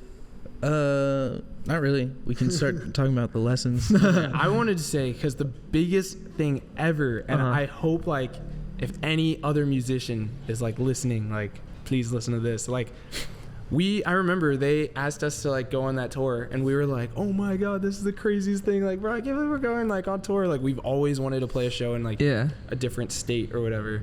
And So sorry to cut you off, No, but you're good. when was this? Just for context, like within your journey. I The think we went first- on tour in February. Yeah, in February. I think the first day of it was, or the first day we had a show, I think, was Valentine's Day.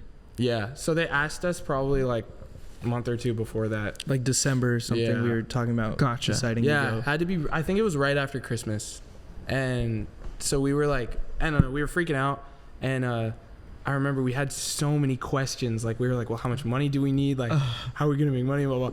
And basically, to get to the point, they're So like, you never even really considered it up to that point. no, like that's what I was gonna say. Is the thing is Yeah. like, dude, as a small band, you see like this idea of tour, and you're like, dude, that is like You think it's impossible? in the future, one day, Yeah. bro. Like it will Yeah. come, blah, blah, blah.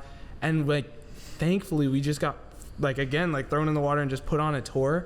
And after we finished that, I was like, damn, dude, like it makes so much sense now. Like I So don't much know more why it doable. didn't make sense, but point is the lesson is that like tour literally is just simply shows in different areas. And I know that's like obviously, but like you really have to like internalize that. And like any It's band, very true. like, dude, Yeah. I was telling our friend, like, your first shows, I don't encourage bands to do this, but your first shows as a band could be a tour.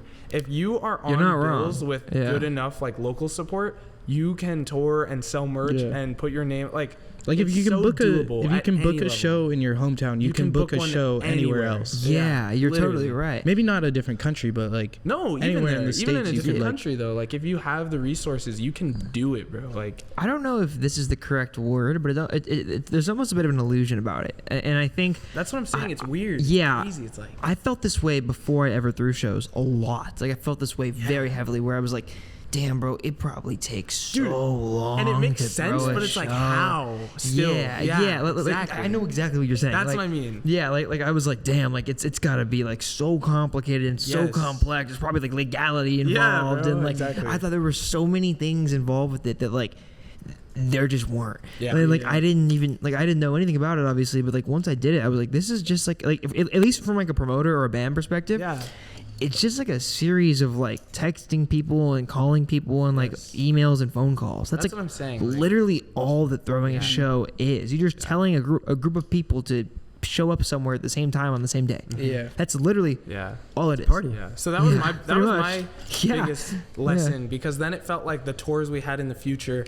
We went on one tour, that like Free the Youth one. We didn't book that one. But every other tour, shout out Free the Youth. Shout out. Oh yeah, those are my goats. But every other tour we've booked ourselves, and like I don't think we would have been able to like do it if we hadn't had that experience of like it's doable. You know what I mean? So like I don't know. That's my lesson. I hope other bands and artists can be like, even if you don't know it's doable or feel like it's doable, like attempt and like it is doable. Like it's always just like right there in front of you. You just have to reach out and grab it. Yeah. What do you think were the biggest like lessons you learned on that tour? Just that it's like that doable? Yeah. I mean, for me, that's not easy, but I don't know. What do you think, Julian?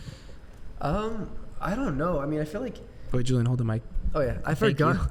Sorry. I don't know, cause it really did like fall into our laps. I feel like the biggest thing is like, and this goes for shows and tours, is like merch is so necessary, especially for touring. Because it's like you're getting that guarantee from doors, but the majority of their income is going to be. Because when people hear like this band is touring, go support them. Yeah, they're going to want to go buy merch. So yes, I think a big lesson too was also like the time we play at matters. Yes, especially when we're on the road. You don't want to play last. When we're on the road and no one knows us, it matters that we're like either playing in between two familiar bands in the area or we're just at a good time slot where there's going to be like the most amount of people there. 100%, bro. Yeah, that's so true. Oh, also not being afraid to like, because no one wants to come across as money hungry, but you kind of need to be for tour. Like not being afraid to ask for like a bigger cut of doors or whatever. Yeah, that is true. Because you're spending more money than anyone else. 100%. I think tour also showed me another lesson that's Julian, I think, mentioned the merch thing, that it showed me was like, obviously we're still at the level of, I mean, I don't know, everyone sees it different, but in like our thing, we're still kind of like a band on the upcome or like whatever.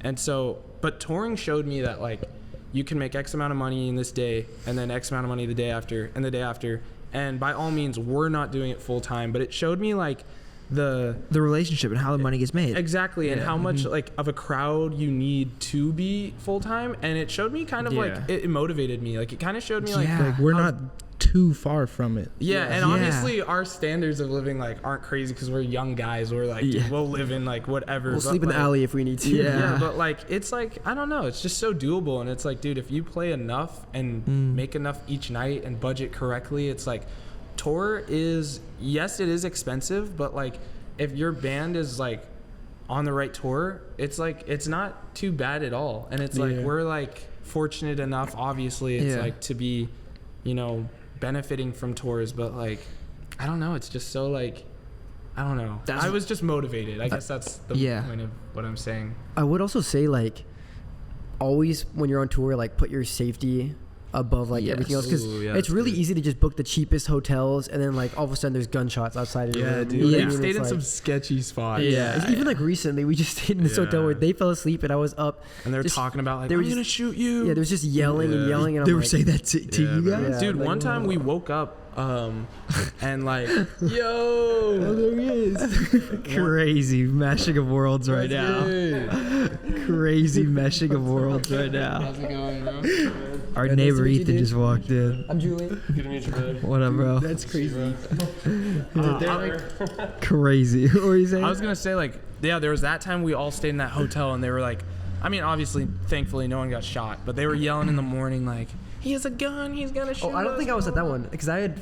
You weren't at that one. I had to like fly up for some reason. No, that was in Vegas. You and Bella just stayed at a different one. Oh, yeah. So there was that whole thing and we were like, damn, bro, am I gonna get shot right now? And then there was another hotel me and True stayed at where like it was so cheap and the walls were so thin, and we woke up to like fist hitting face sounds.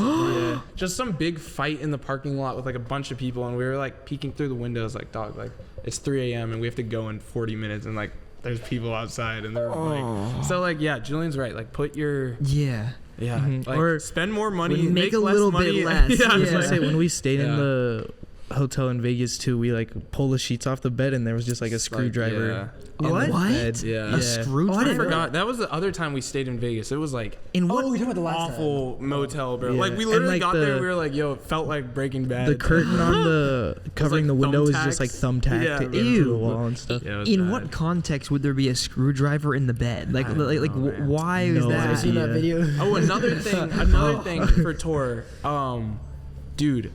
Budget on food. Food is the most expensive thing ever, and like if you eat just 100%. Like it sucks, but like top half ramen, the night we're eating like ramen and like sandwiches, bro. Sandwiches is the best you will method. Save so much money. Like I don't think we'd make you mean money buying on sandwich stuff is the best method. Like, you can get coolers for like $2 at some stores, and just put sandwich meat in there and a bag of ice, and get ice from hotels. Because every time we go on a run or a tour, like a small trip, and we eat like how we want to eat.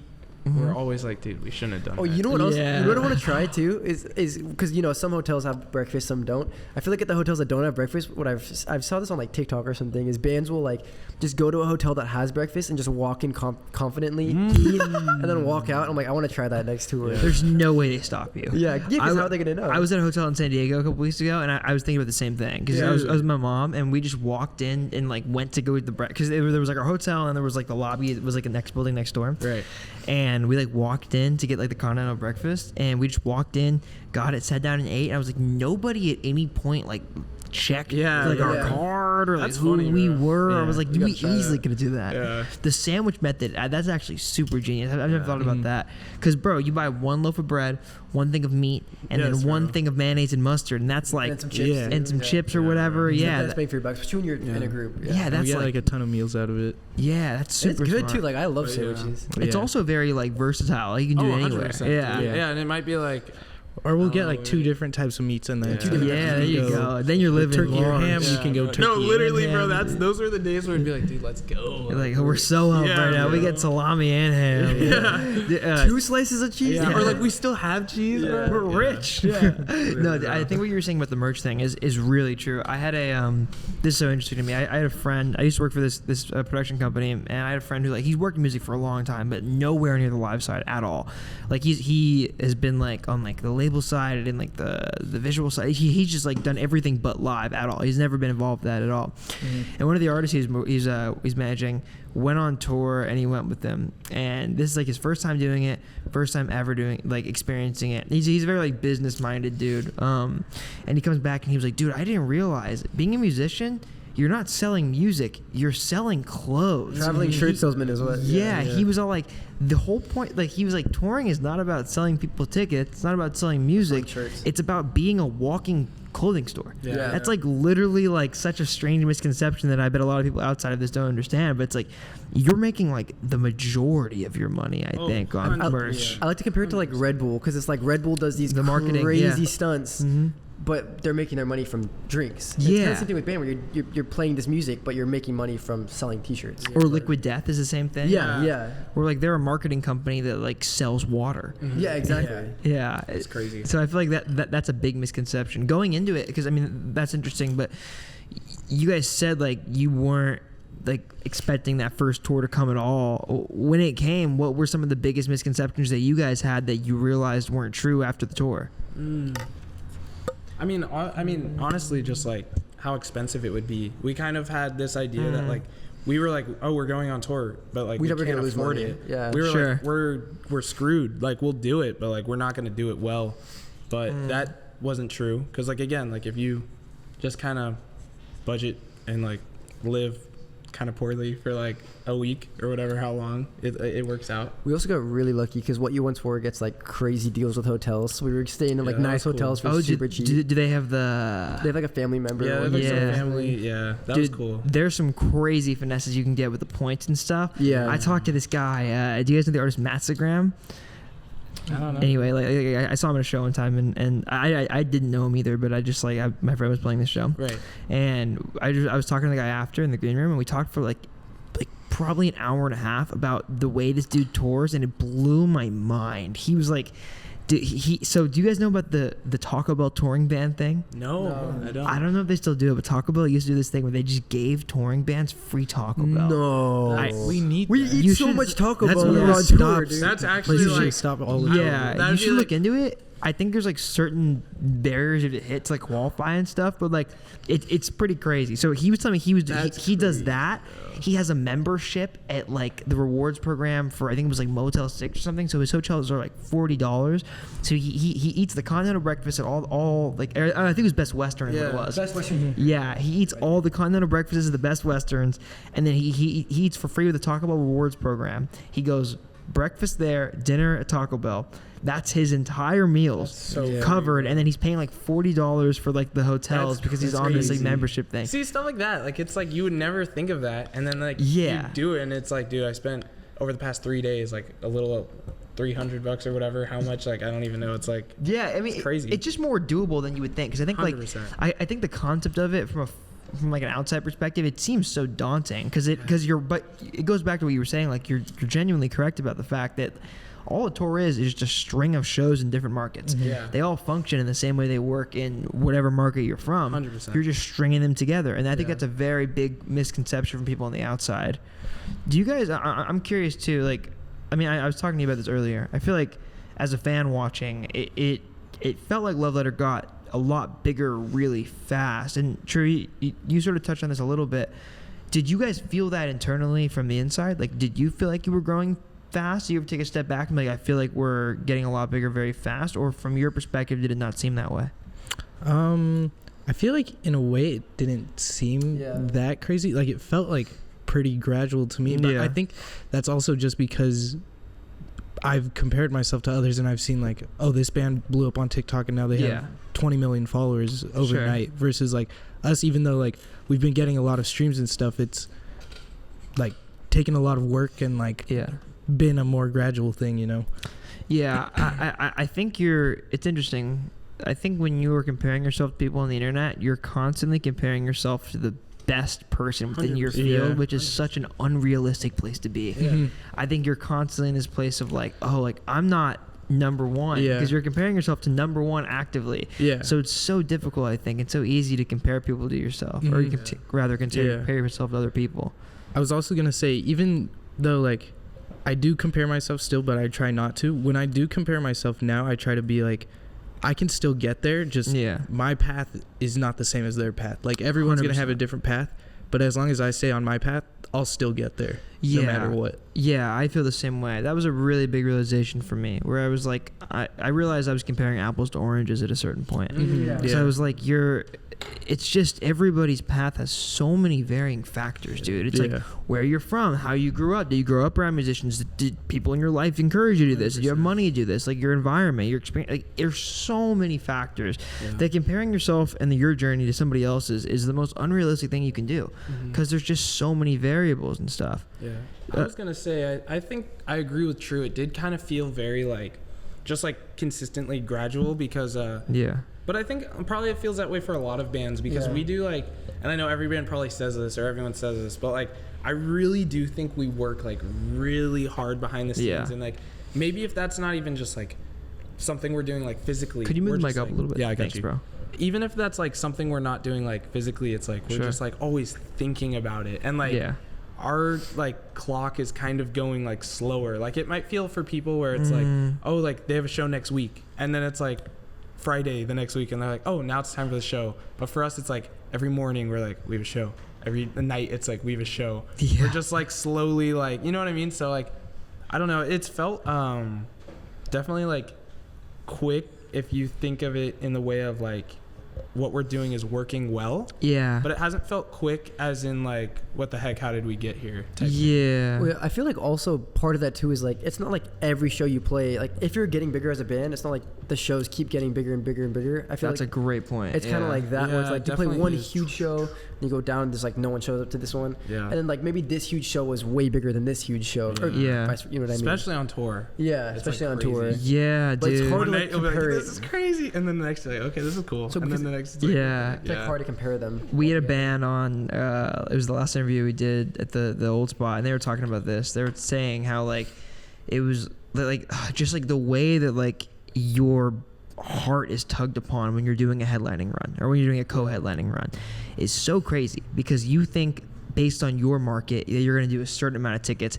but just the difference in that from market to market can be so massive. Yeah. Like you can pull 1,000 in LA and pull 30 everywhere else. Yeah. Like the market has so much to do with it. So I think like it's really, I would imagine as a touring act, it's really important to not get like too excited with the good shows, 100%. not get too down with the bad shows. And kind of what you were saying earlier is like recognizing the fact that like we'll have bad shows. Yeah. You'll have good shows. It's not about those. It's about like what you do after, I think. Yeah. 100%. Did you guys, do you feel like over the years you've gotten better at bouncing back from some of the more tough moments? Yeah. Oh yeah, Definitely. I remember Julian would tell me, because like I always get so down, or no, not anymore, but I used to always get so down on myself. It's easy to. And Julian would be like, dude, like, honestly, don't worry, bro, because every time we go down, we're always gonna go up. Like, because we'll finish a show that's bad, and then we'll be like, our expectations are so low. Yeah. So then the next one's just like guaranteed. Feels to be, like, great. Yeah. And we're like, yo, we're back. So like, that helped me. Yeah, it really felt like after we played a bad show, the next show was like the best show ever. Yeah. Yeah. Always felt that way. Yeah. No, that makes a lot of sense. There's this book called Think and Grow Rich by Napoleon Hill. It's a cool book.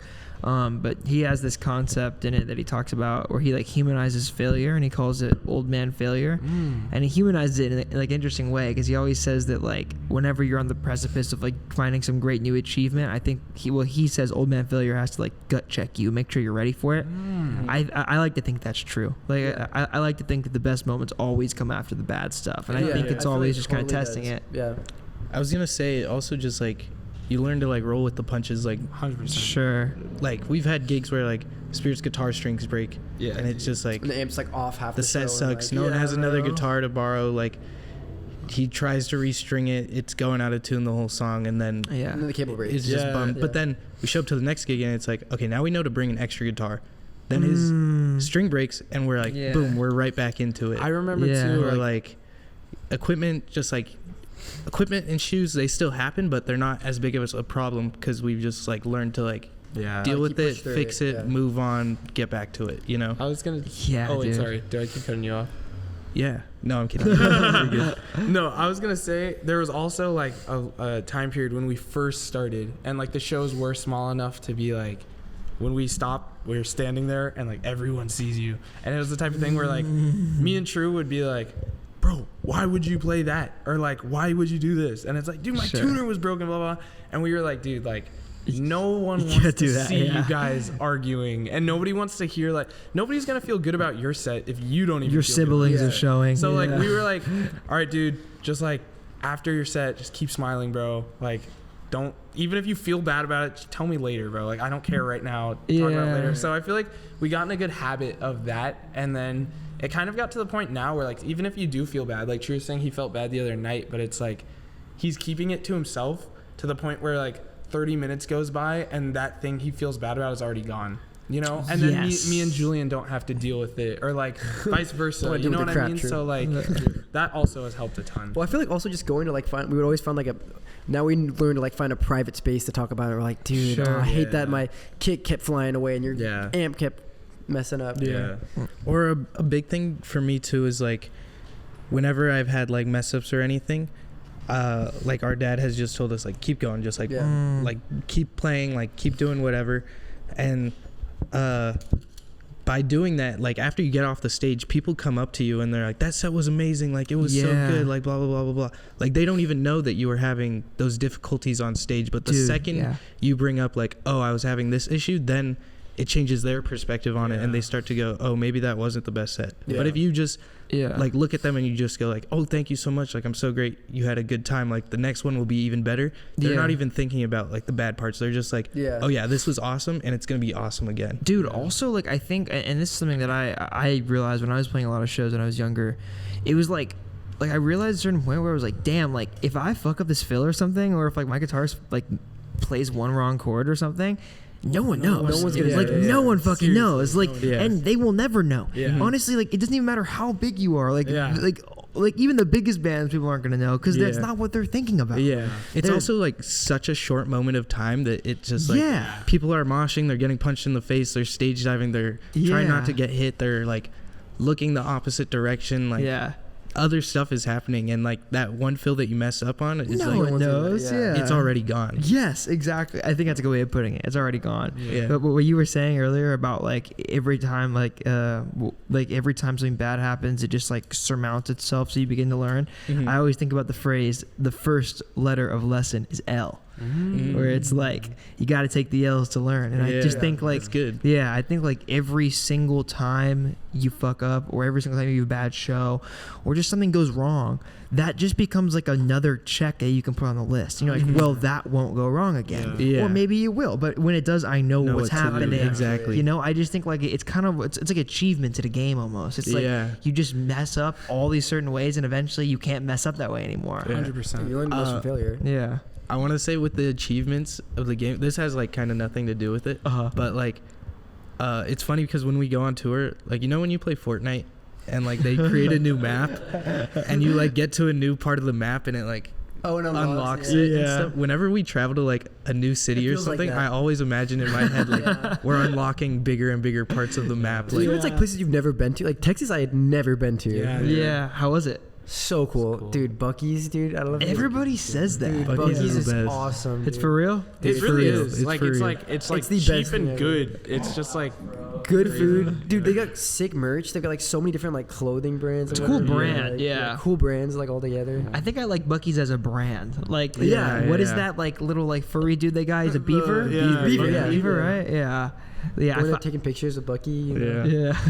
No, that's so funny. It's almost like Minecraft, like with the render distance. Literally. Like when you expand your render distance, you're like, oh, now I want Extreme Pro, so I can see to like San Diego. Or like, did it even exist before I went? What's that like? Geo Finder game? Oh, I'm always like, I'm like, now someone showed me like we talked about like Stagels. Now someone showed me like that street and I like saw the Staggold sign. I'd be like, oh, they're in Oakland. Like, that's where they are now. That's some Bay Area shit that you guys know Staggold though. That's awesome.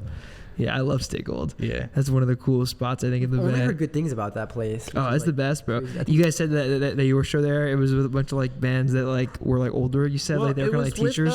It was with cool band. Like we were with cool bands. Yeah. But the local one of the local sport bands was just like a lot older, and it was on a weekday. Gotcha. And so it wasn't a good turnout. And then on top of that, they were like, we think it might be good. Some of our students might come. Oh, and we were like, that's kind of sick though. What students? No, it was cool. It was wholesome. Yeah, it was definitely wholesome, but it was not the vibe when we were trying to like, you know what I mean? So it was like, but we had like maybe like one person that wasn't in a band or something that like showed up. Oh yeah, I feel like I've definitely played shows at Staggold that were like that. Yeah. We'd love to come back though. Like that spot full. Yeah. I've seen videos. We should do it. Crazy. Have you been to Spire Church? No, I haven't. Spire Church. What's is that? Like, it's like right down the street from Staggold. It's in Oakland. Do you know the spot, Mario? Yeah. Spire Church.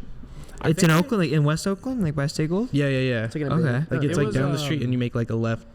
Somewhere. I think it is still going, but they were telling us when we played there that like it's a church within a neighborhood, and I think they were getting a ton of noise complaints. And so I remember when we played, we had to like keep it below a certain amount of like dBs or whatever. But I know they're not like a normal church. Like they had a sign that said like Sundays goth yoga or like Saturdays. Your like, church doesn't have that? Metalcore shows? No, not you. But it was pretty in there. Like, dude, when you'd see like the stained glass and, like, on the band, it's crazy. Oh, that's so sick. But that was cool. Like, this hugest high riser with like bro. It was a great feeling playing that venue. Yeah, I'm not religious, but the look of stained glass is so cool. Oh, yeah, it's always been one of the coolest visuals. The best architecture. They're beautiful.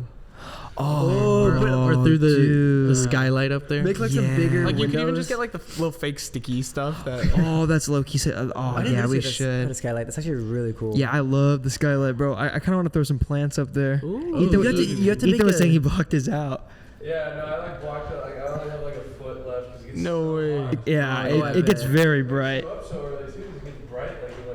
I realize in the morning how bright it gets. Yeah, it's pretty crazy. But I do love that skylight. I want to throw some plants up there or something. You guys need to do a tour of this place. It's so cool. Yeah, we totally should do a tour. I want to do like a photo shoot of it or something. MTV cribs are you guys able to? Just so you know, you guys have a ton of dog shit bags above your spot on the roof. What do you mean?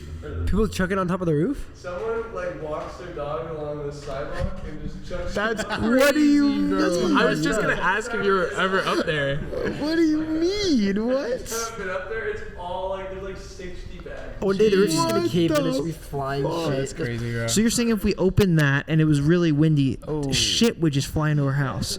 That's bro, what the hell? Well, I'm glad I know this now.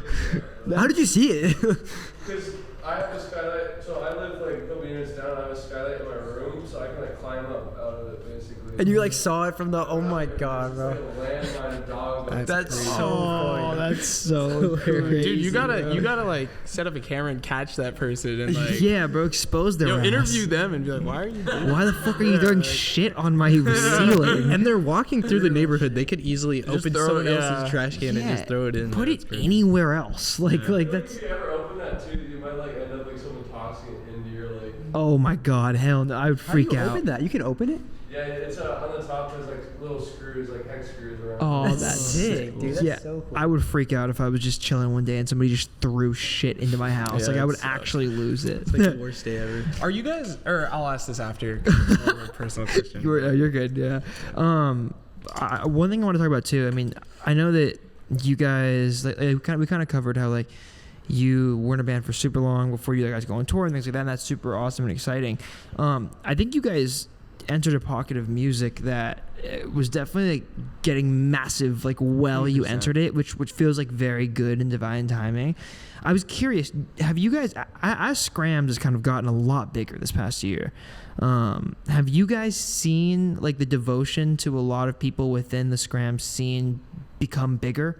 Has the buy-in gotten bigger? Have you seen a lot of people returning to the same shows? And how have you kind of seen that scene change from the inside as a band within it? Well, it's been interesting because like even just in LA, I guess too. Yeah, I mean, it's been interesting because like since our first show, like I know me and True were saying like we were mainly doing covers, but like one of the songs that we played at our first show is that song "Shut Up," and it's like that song is like 90% screaming, and just like I like to think of it as like a heavier song, and so like we had that before we even knew like what Scrams was or whatever. So like playing that, it was kind of a thing where we didn't even know there was like this other scene, and then we played one show with a band that was like screaming their heads off, and then some other bands that were screaming asked us to play, and we were just like, again, we were like saying yes to every show. We were like, oh cool, this is a bubble we've never been in, and like they're yelling too.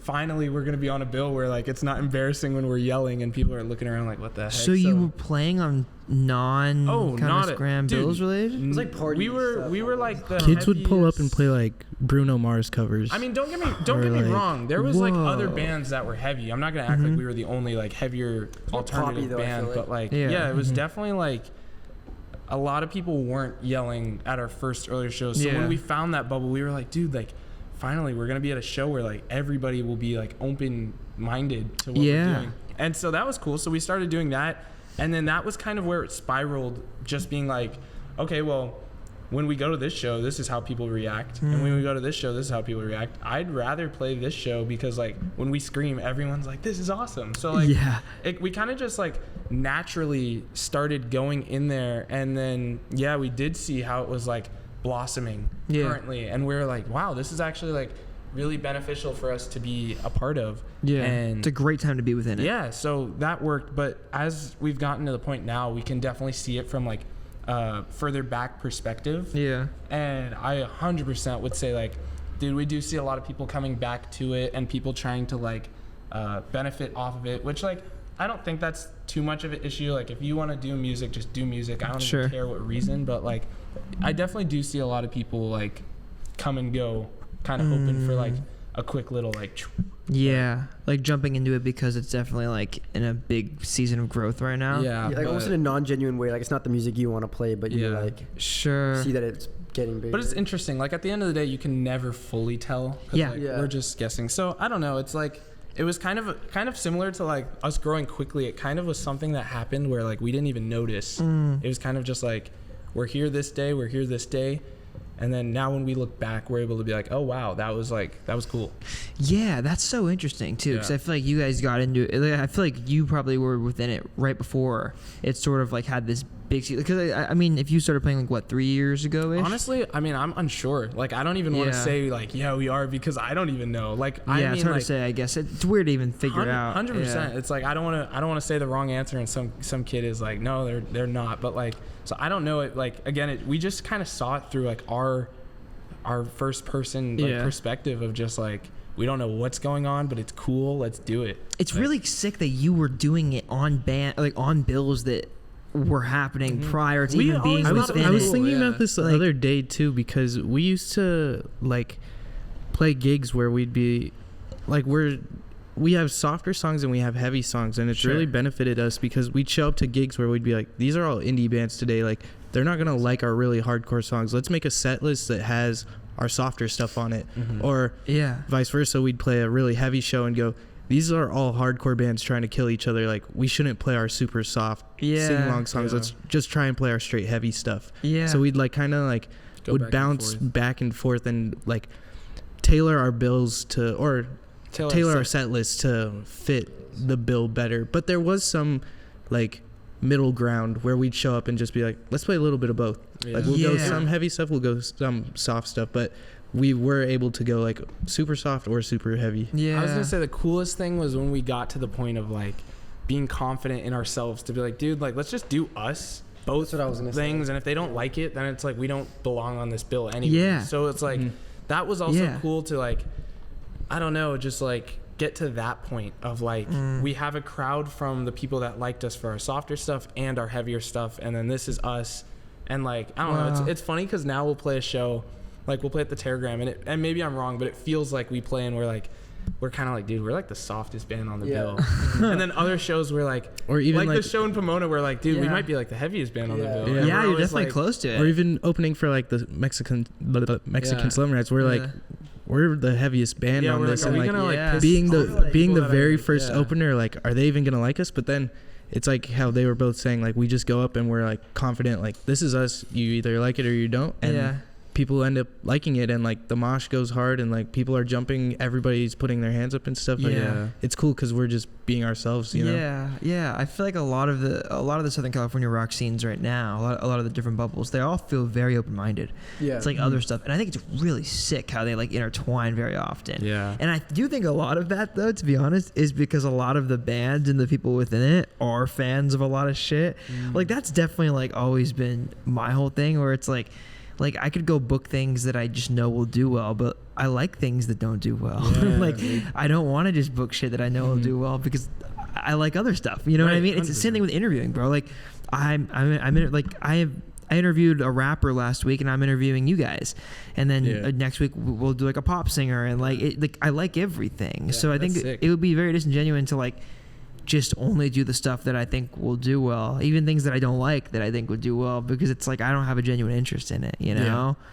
But I would think it's very beneficial that you guys can play on such a wide range of bills. I was talking to Ultra Q about this a couple weeks ago, and they were saying the same thing, where they were like, because their last album is a lot heavier than their album prior to that, so like they can fit on like heavier bills that are more, I mean not hardcore, but just more heavy. Just like, I know what you mean. Yeah, opposed to like more even like synthy stuff they can fit on. But it's sick that they can kind of do the same thing, kind of live in both worlds. Your guys' EP came out about 2 years ago, a year and a half ago. Year and a half. Year and a half. How, I was curious. I want to ask about it because obviously a lot of the songs did very well. The self-titled song, obviously, doing a lot for you guys and being one of the bigger tracks that you've released. I was curious. Looking back at those songs now, have your opinions on them and your feelings about them and the feelings associated with them changed significantly from when you wrote them? Does performing them feel different now than it does when they first got released? Yeah. I know we're all going to have different answers. I'd say for me, when we first released them, it was like I wouldn't really even listen to them at all. Like it was kind of like, sure, I was proud of them, but it wasn't something that I would just like listen to on my own time. Versus now I've started to listen to them on my own just because my like feeling and perspective on them has changed a little bit, and I've become like, I've kind of like stopped comparing myself and just stood back and been like, oh, we did this, like this is super awesome, like I'm really proud of this, like I should be happy to listen to my own stuff, especially with our new stuff we just released. I'm like super proud of that, and I really enjoy listening to that. So it's kind of like I'll turn on the 2 new songs and then our other stuff will play behind it, and I'll just like force myself to listen to it and enjoy it. Yeah. I was gonna say for me it was like a weird mix. I feel like we wrote the songs. I feel like every other musician probably feels this way, but like you write a song and you're like, dude, this is the best thing ever. Like I love this to death. And you listen to it, blah blah blah, and then you work on it and you just put so much into it that you get to a point of like, dude, like is this the best song ever? Wait, no, I hate this. Yeah, you start thinking about it. So like I feel like our process took a really long time, and it got to the point where I was like unsure of it. But then once we put it out and like it started getting some like validation, I felt like a little bit like reminded kind of just like, dang, this is kind of cool. And so now I really am like, I don't know, I might not be proud of it in ways where I'm like my writing or my like blah blah blah blah blah, but at the end of the day I really like also am proud of every single thing about it, because I'm like, it represents like a time period, and I'm like kind of like what you were saying earlier. It's just like this was us then, and it's there and people can perceive it, and it's like it's out of me. Like that's one of the best feelings as a musician, is like you have all these songs and all this like thought, and then it's done and you're like, I'm done. That's there, I can move on now. So like I'm proud to have that be something, and I can look at it and be like, it's gone.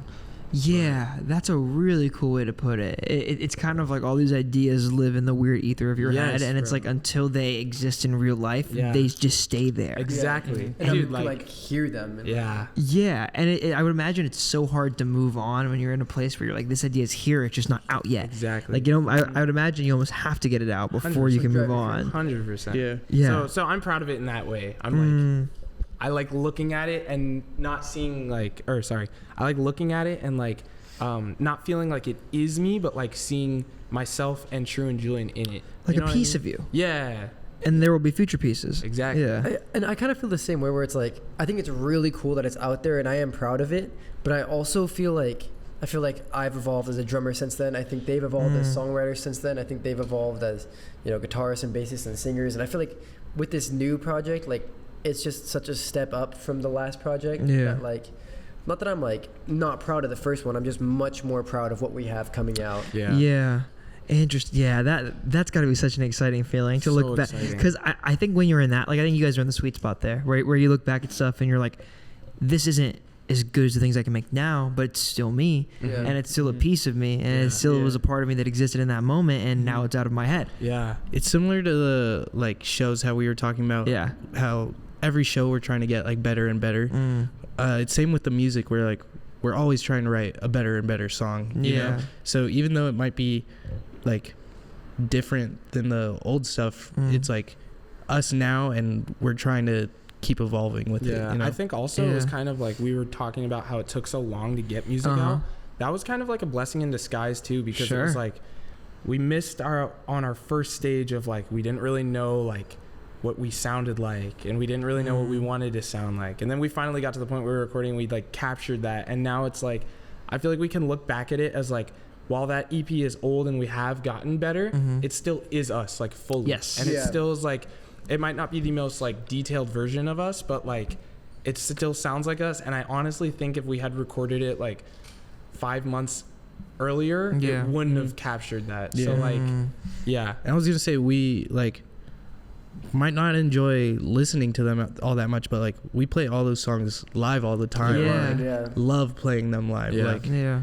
But it's also because like, in a way, we've evolved our live parts to like like Julian, like now there's not pressure to like play a fill a certain way. It's like he can experiment when it comes to that fill, like maybe he wants to add a different cymbal in there, or like just a different triplet, or like do whatever, or like because people know the song, maybe at that bass part, I'm not even going to play that part, and I'm going to interact with the crowd for a second. You know? So we can like do stuff like that to make it cool. I don't know, more enjoyable, but also it like the recording is that moment in time, but when we play it live, that moment we can is us with there. Yeah. That's a really cool way of looking at it. I mean, that's like my favorite thing about concerts, bro. Yeah, my favorite thing about the live show is the fact that that moment only exists in that moment. But like every variable will be different every single time. 100%. The musicians will be feeling different.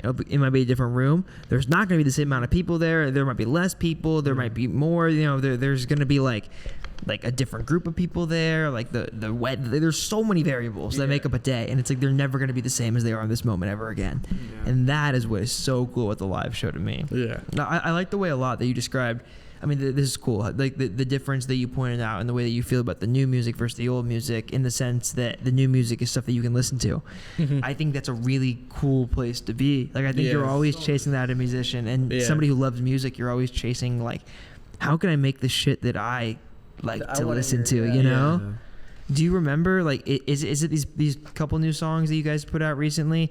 Is this the first time that you felt like you can listen to something and be a fan of your own music? Me, Pretty much, But because, like, I've been in, like, a position where, like, every day I wake up and I'll just be driving and I'll be like, I'm going to put on my own song today. Like, I want to hear my own music. It kind of feels wrong, but it's like, we should enjoy what we make. Totally. I think you should be your biggest fan. It's similar to, I used to, like, not that I was against it, but I would never wear our own merch. Like, I just, like, wouldn't. But the other day I, like, put on our hoodie. I was like, this hoodie's awesome. Like, why don't I wear my own stuff? Like, I'm proud of it. Like, I should be able to wear it too. I think it's a weird thing that, like, people are kind of like there's like a bad, like, whatever, to, like, listening to your own music. Like, weird connotation to it. It's like, it feels like an ego thing, or you're wearing your own merch. But it's like, there should be, to some degree, you should be proud of it and you should be displaying 100%. it. Yeah, I think there's like a healthy way and an unhealthy way. Yeah, 100%. And I do think we are, like, fortunately in that, like, healthy spot where it's like we're kind of reminding ourselves, like, we should feel good about this. But I think a big part of that is just, like, the newer stuff being a lot more, like, I guess just exciting. I feel like we've, as Julian was saying, we've gotten better as, like, songwriters, and I feel like a lot of the older stuff was like we'd get in, like, a groove and, like, it'd be fun, super fun live. But then I feel like we kind of heard it differently when it was recorded, and we hadn't recorded anything before, but now we understand, like, it's very informative. Sometimes when you're recording, like, you might not want this verse to just keep going and keep going, because the people listening might not feel the groove that you feel when you're, like, you know what I mean? So I think, like, now we've written songs from the perspective of, like, I like the way this feels when I'm playing it, and I like the way it feels when I'm listening to it as someone listening to it. You know what I mean? So I think that's been a big difference too. Yeah, because it exists in such a different context when it's live. It's like you definitely are not selling the same product when you're selling. I mean, selling's a weird word, but, like, when you're providing a song that's recorded versus a song that's played live, there's so many more aspects that people can sink their teeth into when you're playing it live. I think good songwriting is getting to a place where the recorded version is as interesting as the live version. Yes. I was curious too. This one of the last things I think I wanted to ask you guys, but now that EP's out in the world and you guys are moving on to releasing more things, do you think you have, like, one overarching thing that you hope people would get from that EP? I know it was your first one. I know it's a bit removed now, but when you look back at it, like, what do you hope people get from it? That's such a good question. I don't know. Thank you. I think I know what I want people to get from it. I'm not sure if I know, like, how they would get what I want them to from it, but I guess I'll start off just because it kind of came to me. I think as a musician, I've kind of realized, like, the more songs I write and the more things that I want to do, just personally, my goal has become clear to me that, like, I really just want to feel, like, as vulnerable as possible, and I want to be able to, like, almost, like, communicate. Maybe that's not the right word, but just, like, I don't know. I want to have something where I'm, like, fully on it and I'm, like, naked to an extent, and it's just, like, embarrassing and it's, like, awesome at the same time, and it's just, like, it's me, and, like, I feel like, I don't know, that's when you can really move on from, like, an idea and, like, an identity, and just be, like, it's out there, like, you go look at that and you tell me what you think of it. If you hate it, then, like, I don't even care, because that's just fully everything. Like, that will tell me everything. So I guess I want people to take kind of that same thing from our last EP and just hear it as, like, this is them being vulnerable to an extent and kind of be like motivated to be like as vulnerable as they can be because we weren't as vulnerable as we could be, but like that smidge of vulnerability has like touched so many people. So I don't know if that makes sense, but I just want people to hear it and be like, if they're being vulnerable, I can be vulnerable, even more vulnerable than they are. You know what I mean? Yeah, 100%. Damn, that's really well said. That's cool. Really I don't know if I said it well, so yeah, no, that's really well said. What do you guys think? The same thing, or? I don't know. I don't have a good answer. Well, it doesn't have to be like deep. Like you could just be like, you want people to be like, this is the coolest band, or like this is fun. I want them to fuck with it heavy. Yeah, I think there was like one thing that was honestly an accident. We didn't intend for it at all, but we kind of realized afterwards is like, it kind of like if you listen to the EP in order, it kind of like sends like a message of like if you like listen to it, like it almost tells a story. What's the story? Like, I don't remember. It's been a while since I've honestly listened to the EP. But I remember when I first put it out, I listened through it and I'm like, you know, this is trying to hype it up. It tells a story. And it's an odyssey. And this part means this. And I feel like being able to like hear something like almost like Pink Floyd or something like that, where it's like rather than just hearing it as a song, it's like as a story. I feel like that was what I would hope to get across. Okay, cool. That's a good answer, bro. Yeah. See, you guys are like, gotta give yourself some credit. Once you start talking, it just comes out. Yeah. So let it out, bro. I don't even know where to start. I don't know. I just hope people like enjoy. I know that sometimes the songs can be like sad or like angry or like depressing in a way, but I just hope like people have fun listening to it, no matter what, you know, because I never want someone to turn on a song and not like have a good time listening to it, you know. So just as long as everybody like has a good time listening to it, or even just like my favorite thing is just like at a live show when people can like sing along or like yell the words, like I'm yelling those words and like you're yelling them with me and like we're yelling together. Like if we can all yell together, like that's awesome to me. You know, or we can all sing together or dance together, like as long as it's just like fun, positive, brings you together. Even if it's like you listen to our music because it's like, I don't know, negative or whatever, like I'm yelling right there with you, like I'm being negative with you, like we're together though. Yelling there with you, that's beautiful. I love that a lot. It's all about being there, being vulnerable. And I think there's a lot of grace and humility in like stripping 100%. Yourself down to build others up. That's really beautiful. Love letter. Thanks a lot, guys. Thank you so much, guys. This was so much fun. Thank you, guys. This was an absolute blast. We're so excited to have you guys for August 2nd, Community Service Festival, the Fox Theater in Pomona. Little ad there. We're incredibly excited to have you guys. Just super. This is a blast. I appreciate you guys sitting down and taking all the time. It was a lot of fun. Time flew by with this. Hell yeah. Awesome. Good. Thank you guys. Tell them where they could listen to you, where they can find you, they can follow you, where they can see you live, what you got coming up. Spotify, Apple Music, SoundCloud, everything. Maybe anything. Yeah, we're dropping an album soon, like very, very soon. Oh shit. Instagram love _letter_band. Underscore.